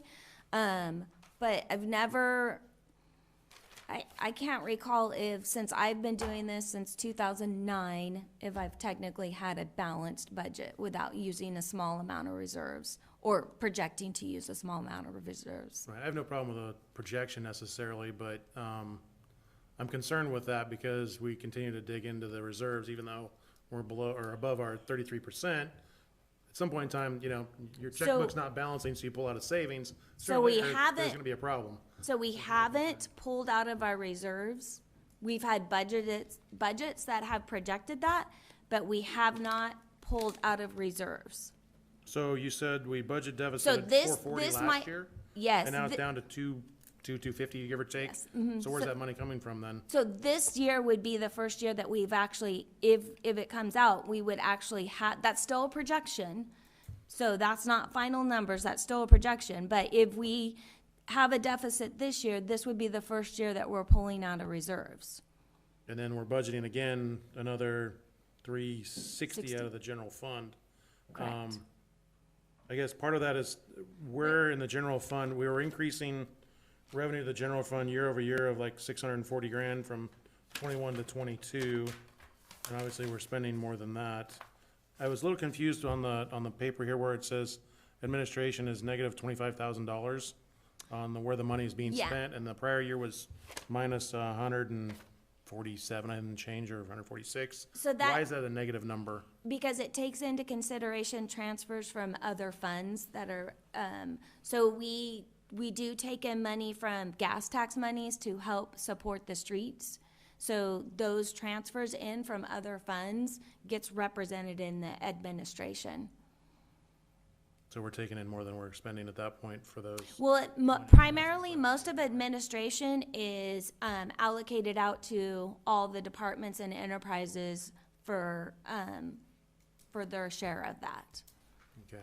I'm a little concerned with sorry, it's one of my things of overspending what you have, with the deficit. If we're gonna go in the negative, looks like maybe for this last year, not knowing where we're at for the future there. I'm a little concerned with the salaries and some of the other things we're doing, because salaries, generally speaking, they're the next year's budget, they're already there. You're gonna start off with that, like, when I know the negotiated salaries are over 200 grand. So next year, that's already there and you're gonna want more. It's just a building block, it's not a one-time expense, kinda like the new positions and those sort of things. So, I'm a little concerned that some of the things that we're spending the money on, they're not a one-time occurrence that can lead us to continued deficit spending. So I'm a little concerned with how we can maybe find some other money somewhere. I don't know where that's at, but, you know, do we find more revenue or reduce expenses to get a little closer to a zero-sum game than 360? I'd rather see it start off at, you know, under 100 would be a little more acceptable as a starting point, as a conservative number, and hopefully it's below, but at the 360, for me, that's a little bit high. So that's a concern. I know, based on what it looked like from the two adopted budgets anyways, safety year over year went up 482,000, public works 56, development was 93, culture and leisure was about 18 grand. What falls in the culture and leisure bucket?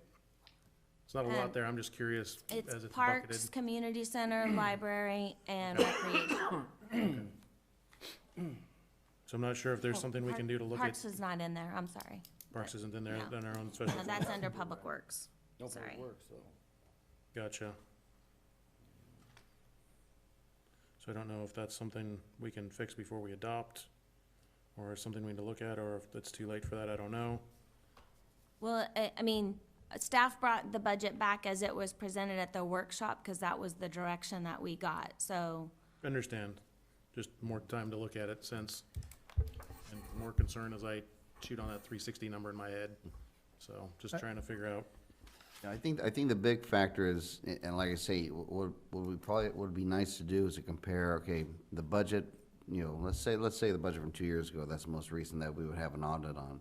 Compare that budget, which is gonna be a deficit, okay, you're doing your expenses high, your revenues low, versus the annual audit of that year. In other words, how did everything actually turn out? Okay, well, it almost, you know, they usually flip, where all of a sudden, oh wait, now we're in the plus instead of the negative. Right. And that's why, I mean, seeing this, and these are all questions I used to have as well.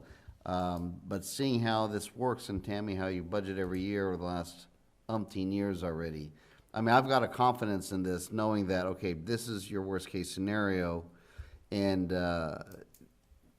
knowing how it's gonna end up truing up, I feel comfortable with it. Is that what happens? Yeah. Yeah. So right now, we have a huge deficit, but we're gonna end up not having a huge deficit. Right. Look at the budgets every year over the last, I don't know, let's go 8-10 years, okay? 8 years, yeah. You look at those, okay, let's say fiscal year 15-16. Then you go to the true-up audit, okay, of 15-16. Now, that budget's gonna invariably have a negative number, okay? The budget, okay, what you think you're gonna spend versus what you think you're going to take in.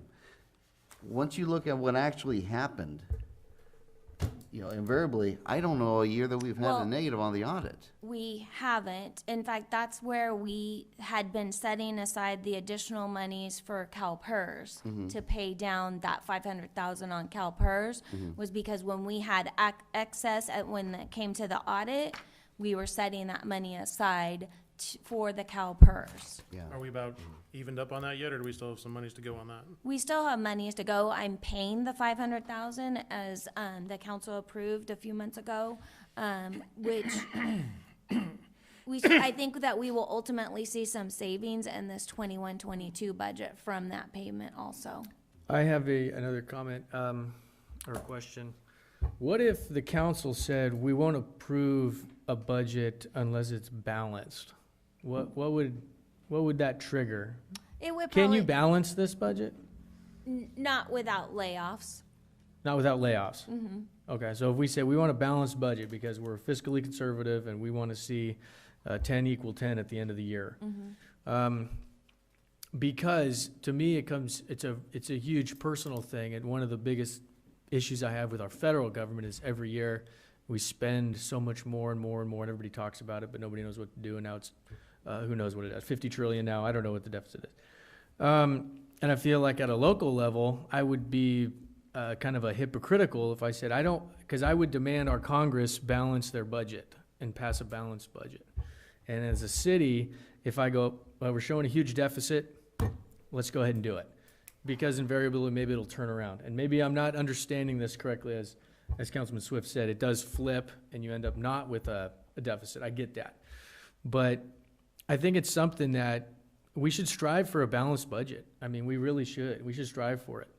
I think it's not responsible if you don't. And I'm not saying I'm for layoffs or anything, but when you see things like salary increases of 400,000 and different things going up, but you can't balance the budget, to me it brings up some questions. I don't know if anybody else feels that way. That's one of the questions I've got. I agree. So it's, the salary increases included the addition of 2 new positions and the increase from CalPERS, which makes up 60%, 75% of that number. Okay, and I apologize, I wasn't here at the workshop, I was working. I tried to watch it online as best I could, but, so maybe I'm just not clued into some of these things already. But if anybody else feels the same way, I don't know if anybody wants a balanced budget. I think we all want a balanced budget. The difference is, after 27 years, I understand more about what's going on, so, yeah, I want the balanced budget too, but I also know the consequences of what happens when we go in and we shut everything down because we want to balance our budget. It's a give and take, and I'm as frustrated as you or anyone else about not having a balanced budget, but I also know if you want that number to be what you're asking for, you'll lose 2 positions, maybe 3. You're not gonna have half the services you have, or not half, I wouldn't go that far, but you lose services. It's a balancing act. The question is, how much of this act can we pay for? And that's the question you're asking now.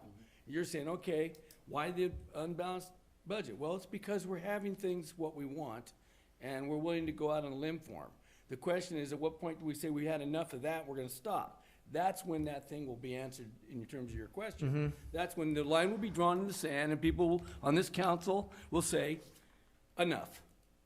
We've reached the point where we don't want to do this anymore. We're having an unbalanced budget. We don't want to deal with it, and what can we do to stop it? And that's when you're going to have the ugly reality come out at you, because you're going to look at who you're going to lay off and all those things. But that's how it happens. Well, but it sounds like we have a deficit, but we end up with not a deficit. Right. We end up, listen, she does a budget annually with a pretty harsh negativity looking thing. You look at it and go, oh my God. And then at the end of the year, we look at it, it's not so bad. But it's better, in my mind, to project that than to have this optimistical feeling and then come to the end of the year and you find yourself in a hole. Right, and So- that's the confidence I have by hearing that this may be the first year we might actually dip into that, because anybody can make a budget and make it balanced and throw a number at us. That's true. You can tell us the revenues are more than what they are, but by having a conservative approach, it's better that than a small. We anticipate another $1 million in revenue. Right, You and can I- put that in there, and it never happens, and then we're way in the hole. Let me Yeah. help you a minute, Peter. Go ahead. One of the things I think we need to exercise is looking for alternative sources of revenue. Yeah. Because that is part of our problem. Our problem is we have X amount of dollars to do certain things and we exceed that because we don't have the money. One of the, just like the little thing I did with the trailer thing, I'm always looking for new ideas to bring more revenue in. I don't know what we can do to bring more revenue in without impacting everybody negatively, but there's gotta be more effort on maybe our behalf, their behalf, everyone's behalf. Yeah. To find revenue sources that can help offset some of these annual increases we're dealing with. I understand, and I appreciate what you did with the trailer parking, but to me, it's a great idea, and it worked out, it was successful, but it's not enough to It's a cover drop the in the deficit. bucket, yeah. Right, Oh, and yeah. so I But would. it's the spirit of it. I guess what I'm saying is mainly for dialogue here, because I do trust that Tammy has thought this through. She's done it enough. She understands how it's going to shake out. But I do think it's important that we discuss and keep it up front that we do seek a balanced budget. We don't want to run a city or be up here and go, hey, you know what? It's going to cost us $100. We're only bringing in 75. That's the best we can do. Well, if that's the case and the audit comes around and we're still way under, yes, you're going to have to cut. I've been in business. I've fired people. You got to cut expenses. Well, and I think that's, the council wants the city manager to take a conservative approach to budgeting, okay? Which, of course, again, that means that you figure your expenses high, your revenues low. Now, as of now, with the way we're structured, if you want to have a balanced budget, and everybody does, hey, me too, but it's going to mean cutting a few positions. So the alternative to doing it like this is you do have a balanced budget. You lay a few people off, okay? We're going to stick with a conservative approach. Keep that in mind.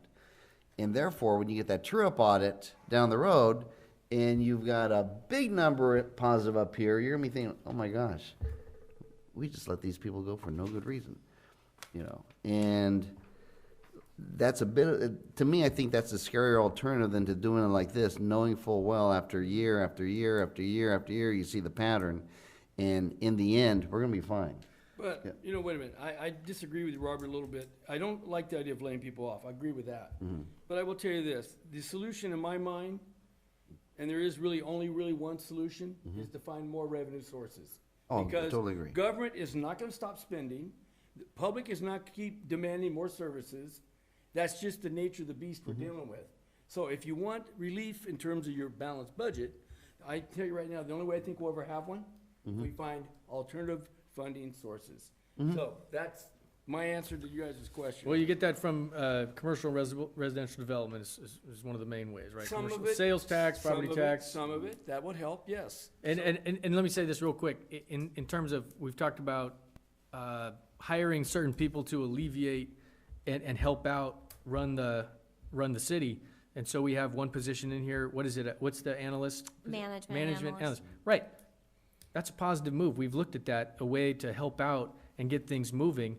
So that's not something I would consider. I'm just mainly dialoguing here that we want to seek a balanced budget, but maybe approving the budget isn't the biggest thing. It's the true-up audit, and when that shows that we're straight, No, it is, yeah, it is. Well, It is. that's And- really, And typically we have the audit when I'm doing my mid-year budget too. So we always do the mid-year budget to give you guys another look at it. okay, so for the last few years, the audits revealed we're coming out right where we need to be. Yes. Yeah, okay, that's it. Yeah, then that's a pattern. Right, yeah.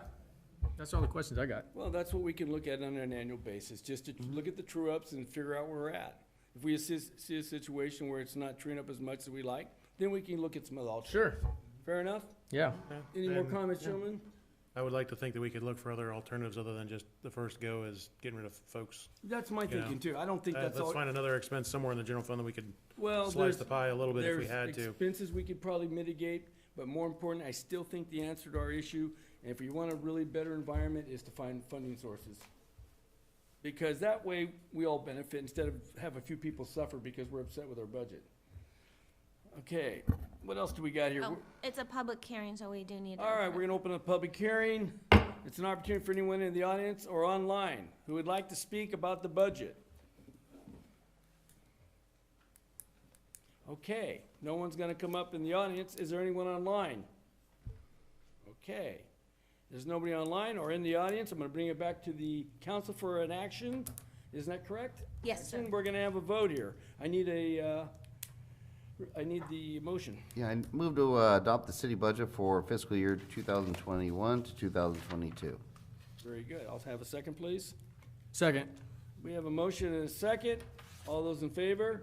Aye. All those opposed? And I heard Jeff's eye too. I did too. It carries 5-0.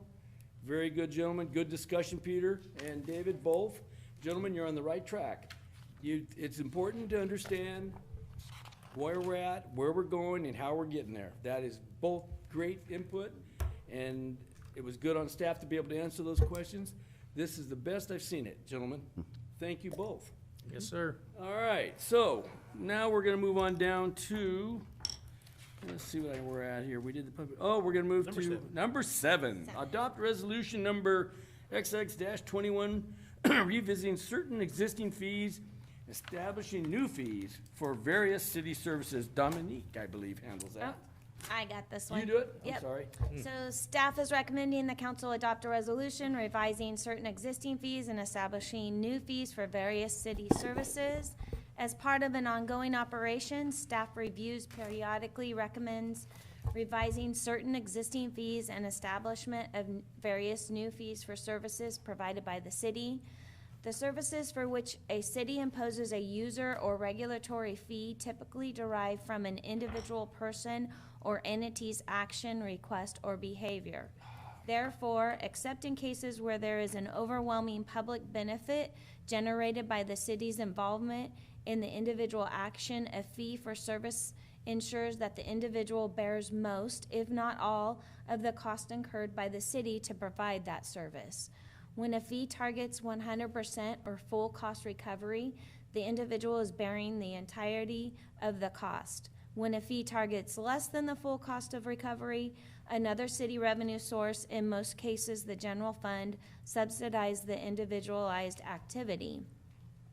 Industry best practice and California statute are in harmony.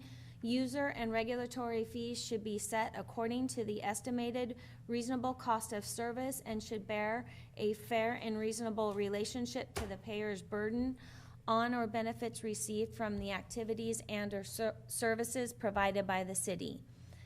Fairly allocating costs to the services provided and recovering some or all of these costs from service recipients creates value and predictability for city customers and reimburses the city for services provided to a single party as compared to the public at large. Collecting fees for services increases the availability of general fund revenues to be used for services and activities available to all residents and businesses, such as public safety and public works services, helps meet fee payer service level expectations by collecting fees to fund the services provided. Staff has reviewed the city's fee schedule effective July 1st of 2020 and recommends several modifications. The modifications are summarized below and detailed in attachment A. We are requesting to modify solar permit fees to correspond to amounts authorized by the California Government Code. Environmental review fee categorically exemption. Application review for certain projects may result in a determination of categorical exemption. Categorical exemptions are classes of projects exempted from the California Environmental Quality Act. And because of the California Secretary of National Resources has determined that they typically do not have substantial impacts on the environment.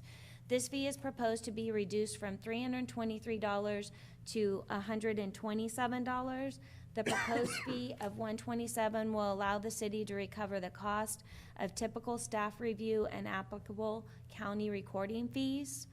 Building permit after-hour inspection fee. The after-hours inspection fee is proposed for modification to target the full recovery of the city's cost. Business license fees for street fair, special events, or farmer markets. As outlined in the section of 5.46 of the city's municipal code, the city offers multiple licensing options for street fair, special event, and farmers market vendors.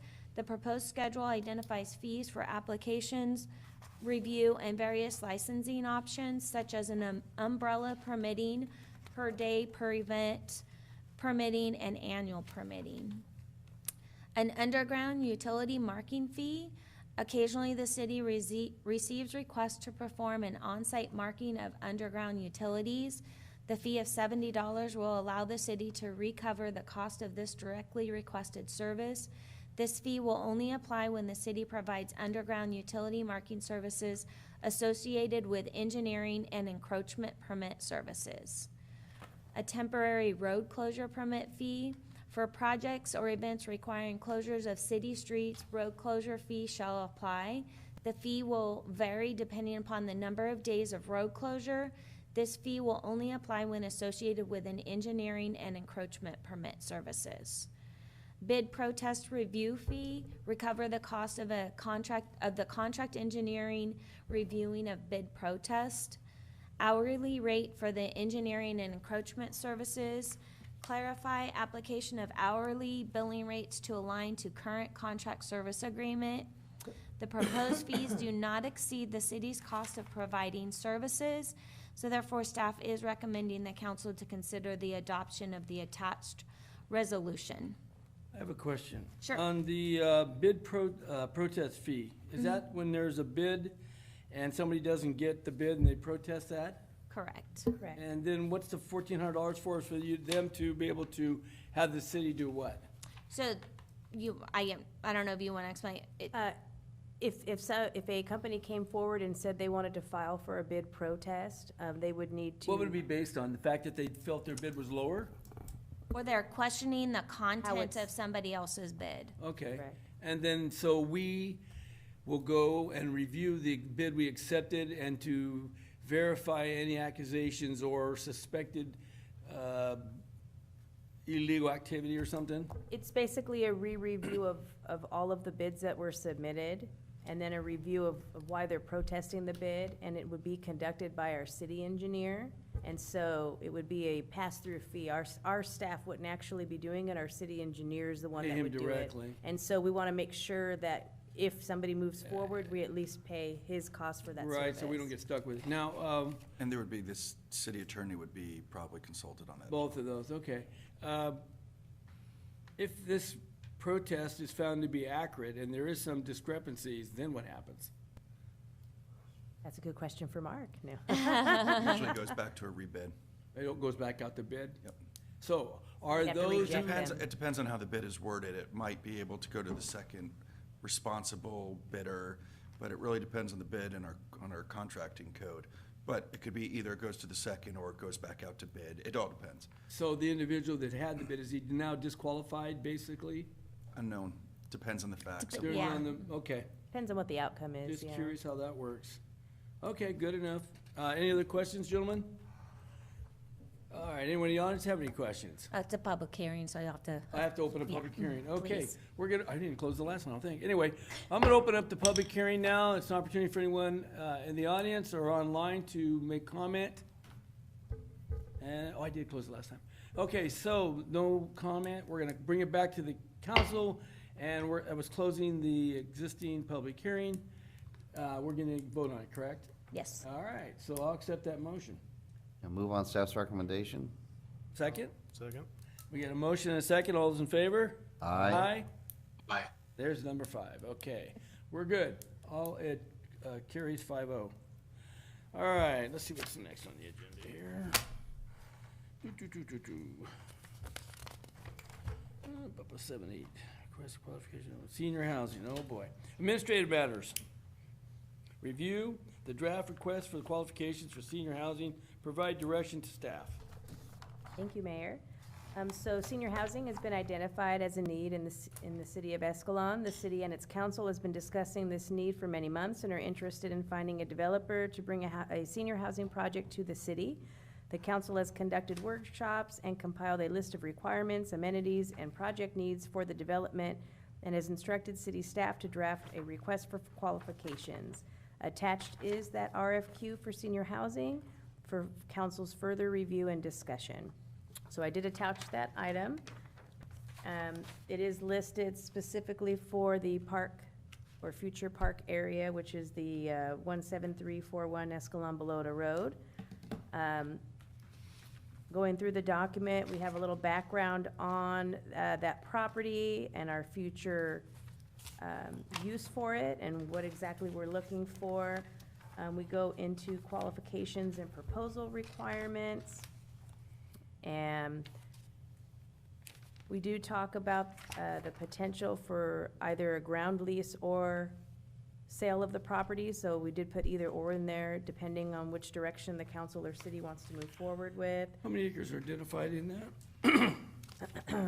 We did, We just said we've a advised that portion. it's 18 acres, and then we just advise a portion of. So Well, we don't limit the acreage. Who's Or it's not proposed that way. we? Okay, so what you have is an open invitation here with no defined acreage at all, correct? So originally, it was 3 to 5 acres. Thank you. But at the last council meeting, it was discussed, and it was my understanding that we didn't want to hold anybody back that would be proposing a project in case they want to do more than that. Well, I don't So want we- to take up our We parkland. took it out, so we just say a portion of the 18-acre property, not limiting it, but not, Well, I think we should have some sort of a guideline. I don't want to and that's just. fine, I sure. think we should come up with a number. Okay, no, that's fine. Staff, I mean, council, does anyone have recommendations? You give them 18 acres, they're gonna build 18 acres. What's that? You give them 18-acre possibility, they're gonna design one for 18 acres. The bigger the That's right. project, bigger Well, opportunity first for of all, profit. that's our parkland. I don't know how much of that realistically we need, but I think it's something we should consider strongly, since once it's gone, it's gone. So gentlemen, I think we need to identify a number. You say up to, Yeah, up to a Not certain more portion. than. or no More more than. than, yeah. No more than 18 acres. Big surprise. I'm not willing to give it all up. Okay. No offense to the senior I wanna- population of just a this moment town. here. I want to Yeah. get a little feedback. And the document does go into, you know, the city possibly wanting to move forward with negotiations on park improvements to be done as a part of the In project. conjunction, I get it, that's Yeah. fine. Mr. Haskin, do you have any comment on this at all, since you've been around in this thing and it's kind of your thing? Why don't you give us some feedback? Yeah, I think you hit it, Ed. It's got to be up to, because once that parkland's gone, you're not going to get it back. And it's not going to be one cohesive community recreationary park. So I think it should be limited, and Any recommendations? somebody mentioned not to exceed 5, but I don't think you, for the size project that I've heard you guys talking about, I don't think you need more than 3 acres. I would agree. What I think I'd do is I'd go to 5, that gives you some flexibility, and I think that's what Dominic was trying to do with the 18. You can look at it and say, no, it's too big, we're gonna cut it down, upper about- limit of 5. How about this? We would prefer 3, we would consider 5. How big is Heritage House again? That's under 3. 2.5. It's 2.5. Yeah. So The if only- we were to go up to 5, We that would could be say 3 to 5 acres. in 3 to there. 5 acres that's is what fine. we're targeting, to give them an idea that the whole 18 is not available. Well, that leaves you, that leaves you, that leaves you, 13 minimum. whatever, that's Give it plenty of, 5. yeah, that's plenty of park, believe me. Yeah. There's more people that would use the park if it was developed as a percentage of the population of this community. Yes. Than the senior population for senior living. Yes. So I'm not willing to sacrifice that parkland myself Good for you. for a smaller portion of the community, I'm sorry. So, I know one thing that, I anticipate may come up is what section of the property to use. And I have a recommendation, and council can choose to do, Can I ask you a question first? yeah, Don't we have a plan? yeah, it's right there on the screen. Right, we have a plan, so your recommendation, is it gonna, disagree with the current layout? Well, the current layout takes all of the property. So I know we've already put in the overflow parking. Right. And in part of that overflow parking is where it's designated, which is pretty much this area right here. It's designated where the skate park would be. Okay. I would think that we would want to leave that area and take a little bit more where in the future, if the skate park is developed, it could still stay in the front. You may have not as big a parking lot, but a driveway that went back to where we have our overflow now, and then you could extend it a little bit more. And then you would do your senior housing on the road frontage. Yeah, that's a good, I like the road frontage. And one other caveat is in recent talks with Pace Engineering regarding our surface water treatment plant connection, we were talking about putting a water, bringing the surface water right into the edge of this property. It's about 150 by 150 square. Is there gonna be a pump there? Yes. But it lessens originally Pace was, and this is not set in stone, I'm just putting it out there so that everybody keeps it in mind, that we may want to utilize this corner for, that surface So in the meantime, water. for the next 20 years, what do we do with that corner? Well, I mean, then, Is there, let me rephrase this. Is there something we can do that if we could use it while the contemplating of the new line is being exercised on an annual basis? I think that, Pace is gonna come back with what their findings are on this study, before this RFQ is probably back. They should be, and so we can address too then, but I just wanted to put that out there. I just wanna That see we a just may wanna reserve that corner, because, for future, that would be an easier, avenue to tying into our system without causing us a whole lot more So your pipeline. theory is that the water's gonna be coming down Escalon Boulevard, what is that? Escalon. Belota. Yeah, Escalon Belota. Okay. Mhm. Yeah.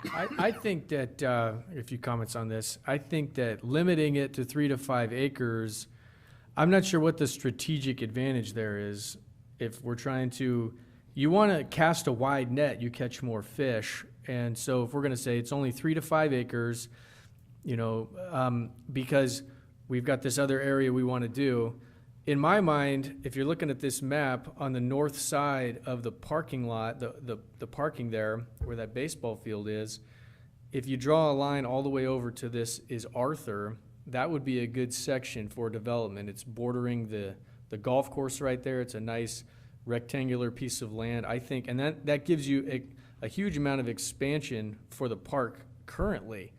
I think that's an idea. I'm not in favor of the 3 to 5. I think that's not enough. I think that it should be more than that. But And you have to I'm consider sorry, this. what were you saying? We're doing senior housing here. This is not a housing boom, okay? If we're gonna do housing, Peter, this is not the place to do it. We have other locations that if we're gonna do excessive building. Let me throw this out at you just as a stat. So the thing that's been mentioned in Houston, what is that really nice senior housing thing there in Houston? Meriden Village. They're not Meriden gonna- Village it's 20 acres. That's right. Okay, so it's 20 acres. We're talking, we're gonna do 3 to 5. Houston is smaller than Escalon. No, it's not. It's Yes, it actually- is. It is not actually smaller. About the About the same. same size, maybe a little. little Okay, larger. so they have 20 acres for a 8,400. senior housing. That, as far as I know, it's a tremendous facility. I've looked at it online, the reviews, and so we're limiting ourselves to 3 to 5. Here's the thing. If you think long-term, you're gonna face this issue again. You're gonna do a 3 to 5 thing, and then in 20 years, you go, well, we need more senior housing. We shouldn't limit ourselves here.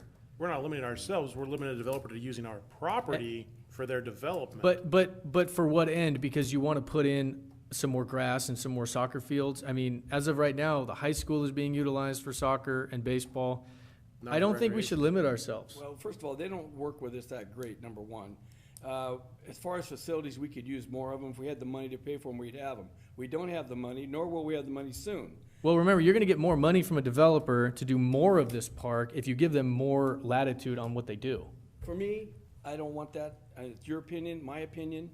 You're welcome to it just like I am. I just don't want to put any more than 3 to 5. Yeah, Dominique, in all practicality, when these contractors, they look at this, and let's say we throw out the 3 to 5 acre number, hey, somewhere in that ballpark range, that's what we're thinking of.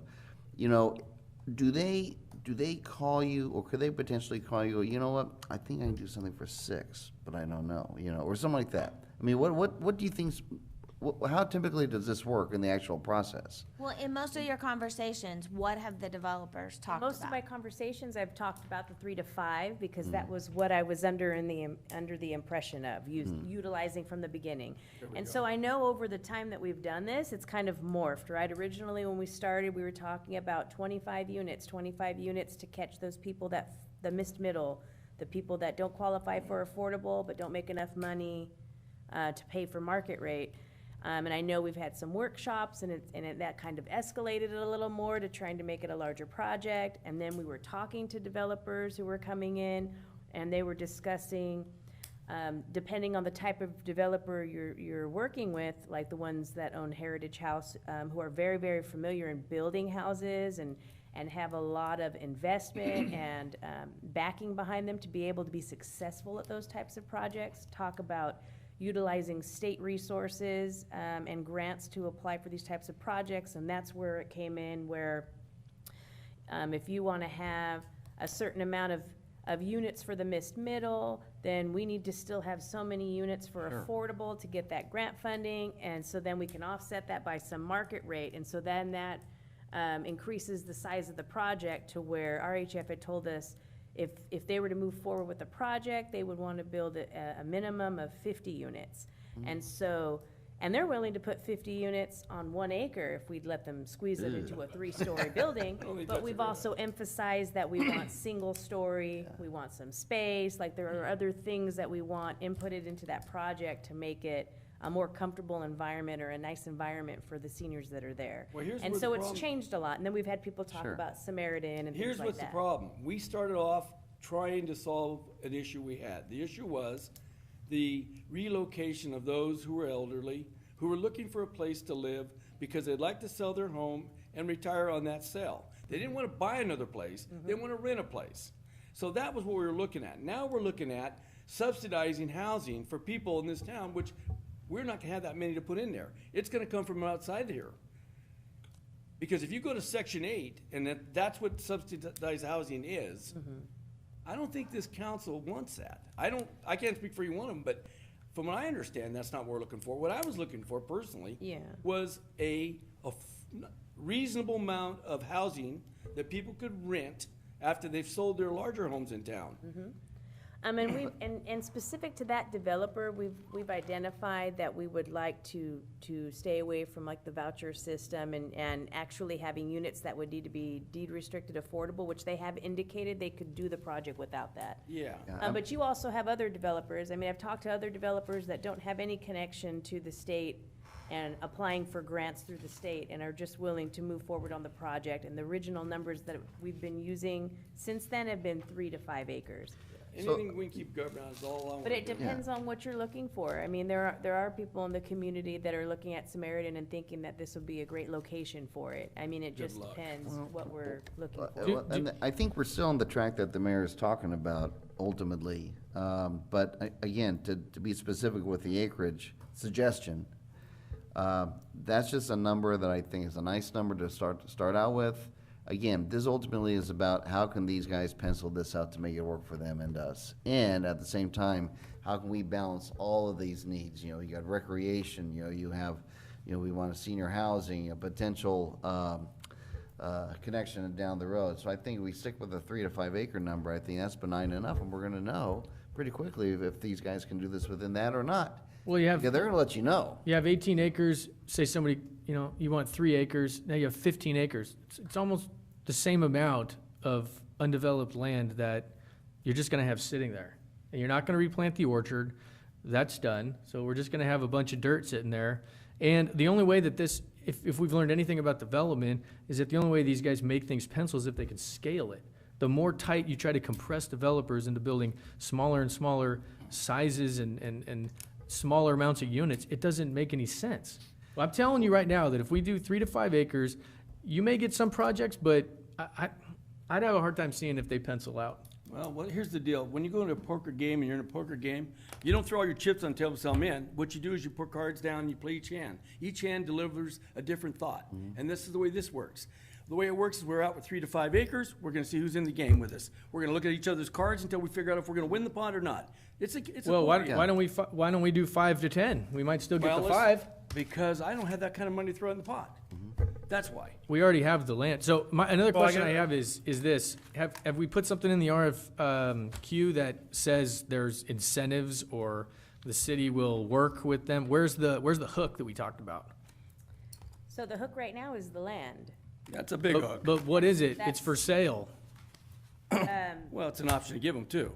We're talking about the piece of land, and then depending on whose project we want, then we would go into negotiations with the council and the developer, where you create some type of development agreement, and that's where you would talk about your incentives, whether or not the council, is going to lease the land, So that's in there? give them the land, purchase the land. Well, this is just to, for them to provide their qualifications and their proposal right, of their okay. project. Yeah, and then you would move forward with the development agreement, which it does talk in here. Hey, you know what? This is part 1, and then you'd move into like a development Sure. agreement. We're all passionate about this. That's great. It's good, whether it's 3 to 5 or 5 to 10. I think we're moving in the right direction, so I'm not gonna make a big, think about it, but, I think that it's important we get this out and we start getting some I actual don't have a problem things. with it. I don't I think have a there's enough problem. developers too, you're gonna tell them 5 is the max.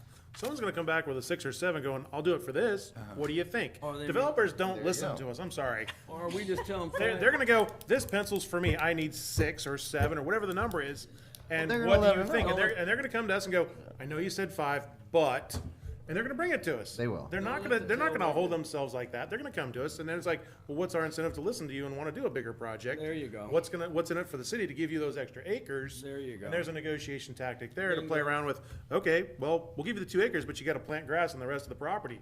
So we can have ball fields now. Well, that was Or, the- you can negotiate that, but I think starting off with 5 is a good number and Well, see, we had they'll a, come to us with something else. we had a They always do. situation Oh, you're right. similar. Out here on the corner of Brennan and, Ulrey, we owned that parkland at one point. Right. And the deal we had with the prospective developer at that time was, when they built all their houses, they would develop the park. But that didn't come to fruition because it didn't. And so, again, what I'm trying to say is, let's just take it a little step at a time here and not get crazy. And then if we find something that works for us, we'll negotiate it. But just to say, boom, I can't do that. I want to see the interest out there, see what's available out there to us. And then as a collective group, we can negotiate with them, with our city attorney and the staff, and then come up with something that's good for everybody. I think you're safe with 3 to 5. I mean, I'm you would have safe been with- hearing issues by now with the Okay, developers you've let me talked ask you to. this. Do we have a consensus 3 to 5 is good? I'm with it. I'm good We with have it. 3 of us, one who opposes it. Okay, so we have a consensus of 3. Jeff, what do you think? Jeff, yeah. Yeah, I'm good with the 3 to 5, but the RFQ already talks about 25 to 35 units. So, That'll be fine. I That's the think that- minimum, I yeah. think that's a good starting point, and then we see what we get. And I believe that Dominique had 5 builders that had, once we started talking about this property, they had already reached out to her. Yep. When They're we were all talking still about on a the 3 to hook, 5 too. acre. They're kicking like wildfish. Didn't one say something about 100 units and 10 for affordable and this many market rate? Can they really make it pencil for 25 to 35 units? The land's They free. try, yeah. Well, not necessarily. Well, it's I conditional. mean, It's yeah, conditional. in that scenario, it was either a ground lease or the land being, Granted. Didn't we have like 200 people on the wait list at Heritage or something? yeah, there's. But the what's- last time it that, was like that Ann 100. Shattuck said was like 70 or Oh, it was- 60 yeah, it or was like something 60. like I thought that. it was a 70-something number. Yeah. Right. Yeah, May I 25 is- suggest, go ahead. well, there was 2 things. One, I wanted to point out under section I guess it's 2I, which Councilmember Crummage was pointing to, where does it talk about the incentive? Right. And maybe we could do a little bit of a better job under that section I financial offer, because it does say in there, to obtain a desirable senior housing project that closely meets the project targets described below, the council is willing to sell or lease the property for less than market rate. There you go. It's kind of buried in there. Maybe we could, Put it in bold staff and I print. could rework that one paragraph to Yeah. highlight that, because that is the incentive. That's I our like hook. that. Thank That's you. our hook. That's our And, bait. and then the other thing I was going to just suggest was see if there's any other public comment on this. Maybe that'll help us kind of. Well, we're Focus. kind of limited, but we'll try it. All right. Gary's been patiently sitting I'm there. still here, I'm, All right. We're gonna have public Honestly, I comment. saw him standing there for a very long time. I figure we should. Well, we got a little carried away. oh, I've been sitting longer, so standing is fine. Anyway, go ahead. One thing I did notice on it too, you're defining senior as 62 years old. 62 is not senior. Social Security even says you gotta be 67 to retire. I think that's awful early, and when you do that, you're cutting out the older people, 67 and above. Now they're competing for fewer available units.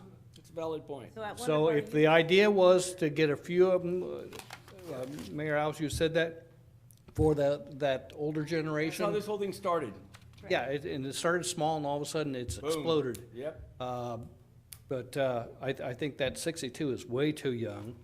Yeah, so originally it was 55, and that's what the state standard is 55. And we did talk about how that was really young, and so at one of the workshops, we had updated it to 62, and that was what we had come to when we created our list of items.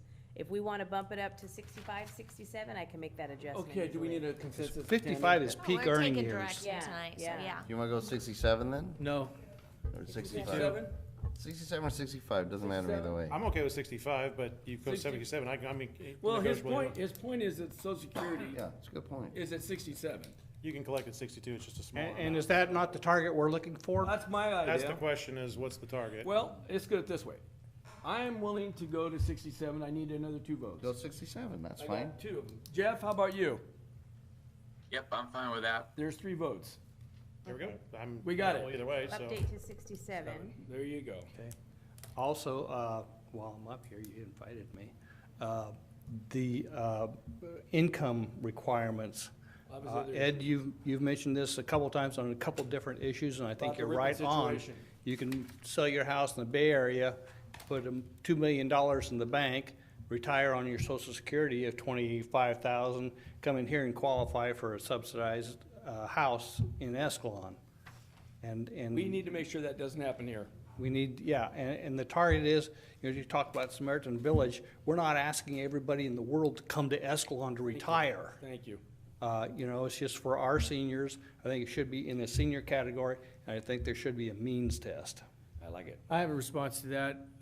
So the seniors in this community sell their house, they want to downsize, right? So we're building this new project. Who buys their new house? Young couples, Where are they from? they're coming from everywhere. You know where they're from? The Bay Area. Not Okay, necessarily. so the town is going to get new people. I mean, so Well, that's this true. is a fallacy that will keep the same people here for 100,000 years. Okay, there's going to be new people in this town, and the more we limit it, let's make it 75 years and 1 acre. I mean, what do you want to do? The wider net you cast, you're going to get more options, and we're limiting ourselves, and I think it's a mistake.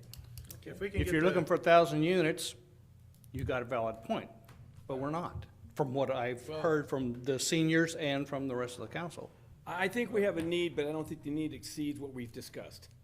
That's what I believe. Well, you looked at, you mentioned additional sources of revenue. You bring more people in town, they spend more tax dollars, they spend more money, there's more sales revenue. The only way you grow your revenues is by the word grow. You Okay, grow seniors are most of them on fixed incomes, and they're not gonna spend a whole lot of money in Escalon, period. We did this as a courtesy for those who wanted to stay in this town, who wanted to sell their homes as their revenue to live out their lives. That was my whole direction. Now, we can expand on that, that's fine, but that's not where I was coming from. Also, if you want to follow that train of thought, the more people they come and spend, the city has more money. If that were the case, the largest cities in this state would have no money problems whatsoever. And they're all bankrupt. They're all bankrupt. Thank you. Thank you for the opportunity. Thank you, Gary. All right, since there's no other people in the audience, unless you would like to, we're no longer gonna take any more feedback. How about online? Does anyone online like to speak about this item? We just have Jeff and Justin I know that, but I online. gotta ask. Mark's all over me on this thing. All right, You don't have to ask for the council. I'm You can just- still here. all right. So, given the fact that we've had the discussion, we have a little bit of agreement and disagreement, which is fine, that's good to have, it's healthy. We've talked about moving the age to 67, we've identified 3 to 5 acres. Let's go with that and see where we end up. That's our starting point. Doesn't mean we'll end up there. but it's our starting point. Okay. Okay? So those are the only changes, and then we're gonna Reorganize that. formulate the paragraph on. Yeah, put it in The bold print. incentives. Can you put Underline it in it like yellow. 48 font? So the You can question underline is, it does in the bold. does the council want to see the draft again before it goes out I with would the like to see changes? it before it goes out again, yes. So we won't see it again until the end of July? Second meeting of July, I think is the Second meeting. That's fine. 19th. Well, that's fine, I wanna see it, or unless you wanna put it in an email. Unless we do it in email, and if we don't If get we're any making- responses, we could put it out. If we're making the change to 67 and 3 to 5 acres and bolding one sentence, I don't think we need to re-see it. I'd agree with that. Provided What'd you that's, say? I provided, agree with that. Okay. Yeah, I concur. provided there's no other changes. We need a consensus. I trust I Dominique concur. to I'm not follow gonna that. change anything So that I'm you- not Okay, worried. so Tell my me to understanding is, and I think it's public record here, that there will be only changes made to the age requirement. We have established an acreage we're willing to negotiate with. And what was the third one? Highlight the incentive. of Highlight the property. incentives. That I can live with. So you do have a consensus. We don't need to see it again, that's fine. Okay. Very good. Send it Comfortable out. with Send running her with out. it and sending it out. Okay. Okay. Any more input? So I can move on to Oh. final. Okay, good enough. Well, that's all done. We're gonna move on to a council communications, and we're gonna have Councilman Crummage start it off. Thank you, Mayor Alves. I appreciate the dialogue. I think we're moving in the right direction. One thing, I got to speak at the senior fun brunch. That was a good time. Ann was there, and we got some good feedback. They asked questions for about 30 minutes on various things. But I will say a big one that did come up was the senior discount on certain services and Jilton. And so there's definitely a concern out there, and I think we should address it the best we can. Thank you. Only thing I'll say to that, Councilman Crummage, is that whatever Jilton decides to give those seniors, somebody else is gonna be paying for it. That's how that works, just to let you know. All right, Councilman Swift. Yeah, all I have tonight is, I really appreciate all the discussion. I just like Councilmember Crump, especially regarding the budget and the questions that Sure, great Councilmember questions. Crump and Both of you. Councilmember Bellinger had. Yeah, at first glance, you look at that and you're gonna go, hey, wait, that's a deficit. We can't have that. And I think that I'm hoping that we had a couple people here, there. I know people actually to watch these meetings afterwards as well. And so that can really become a teachable moment, what we went through tonight, to explain how the budgets are structured, how Tammy has structured them over the last several years, and how it's actually been to the city's benefit. And I think it's gonna be again this year. So, thank you guys very much, and that's all I have. Very good, Councilman Bellinger. Echoing the same sentiment, good conversation. We talked about a lot of good stuff tonight, and I think that covers it for me. Very good. Pro Temp Leguro. Yeah, hey, thank you. I think the effort on Tammy and the staff's part to put this budget together is always appreciated. It's served us well over the last many years, being very conservative in the projections, and it always has worked out for us. And I think we don't need to change anything right now. If something does happen and we do run a deficit when we true things up, then we can adjust accordingly as we go forward. So thank you for all the work on that.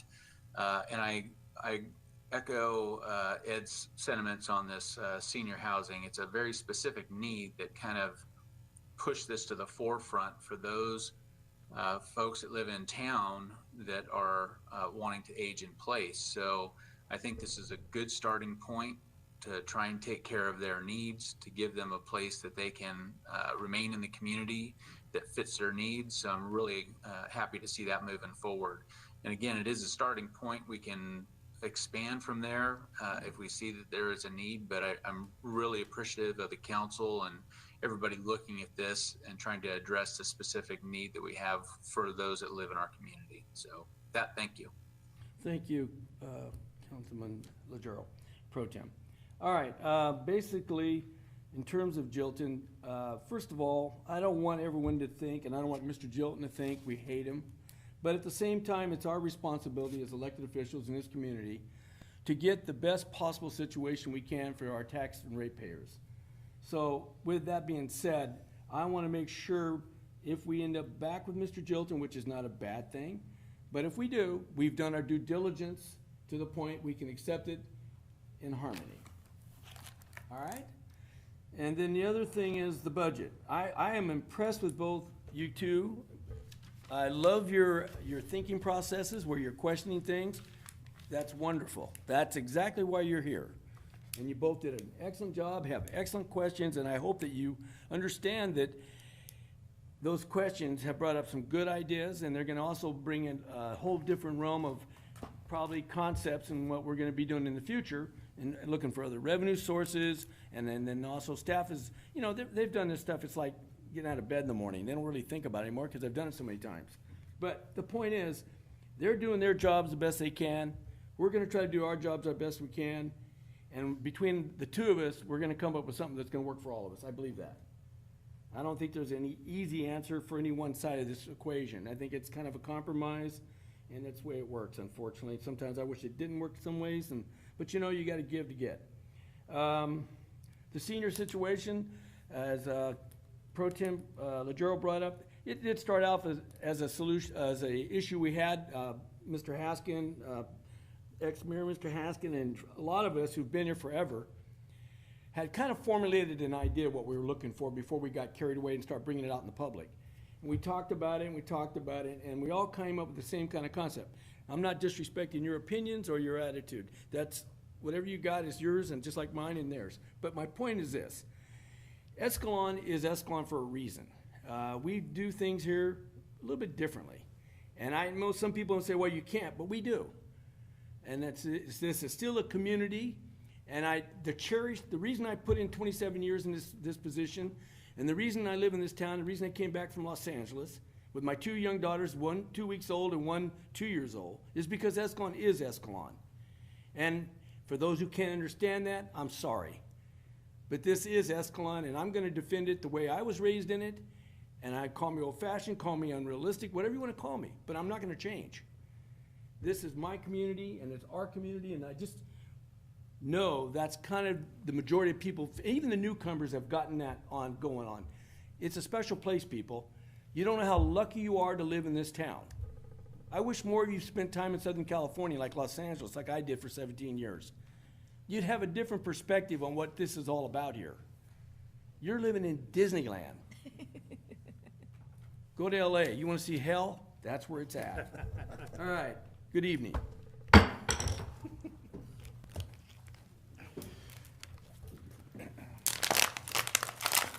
Good night, Good job, guys. Conference is no longer being Can we recorded. do that last comment? Can you what?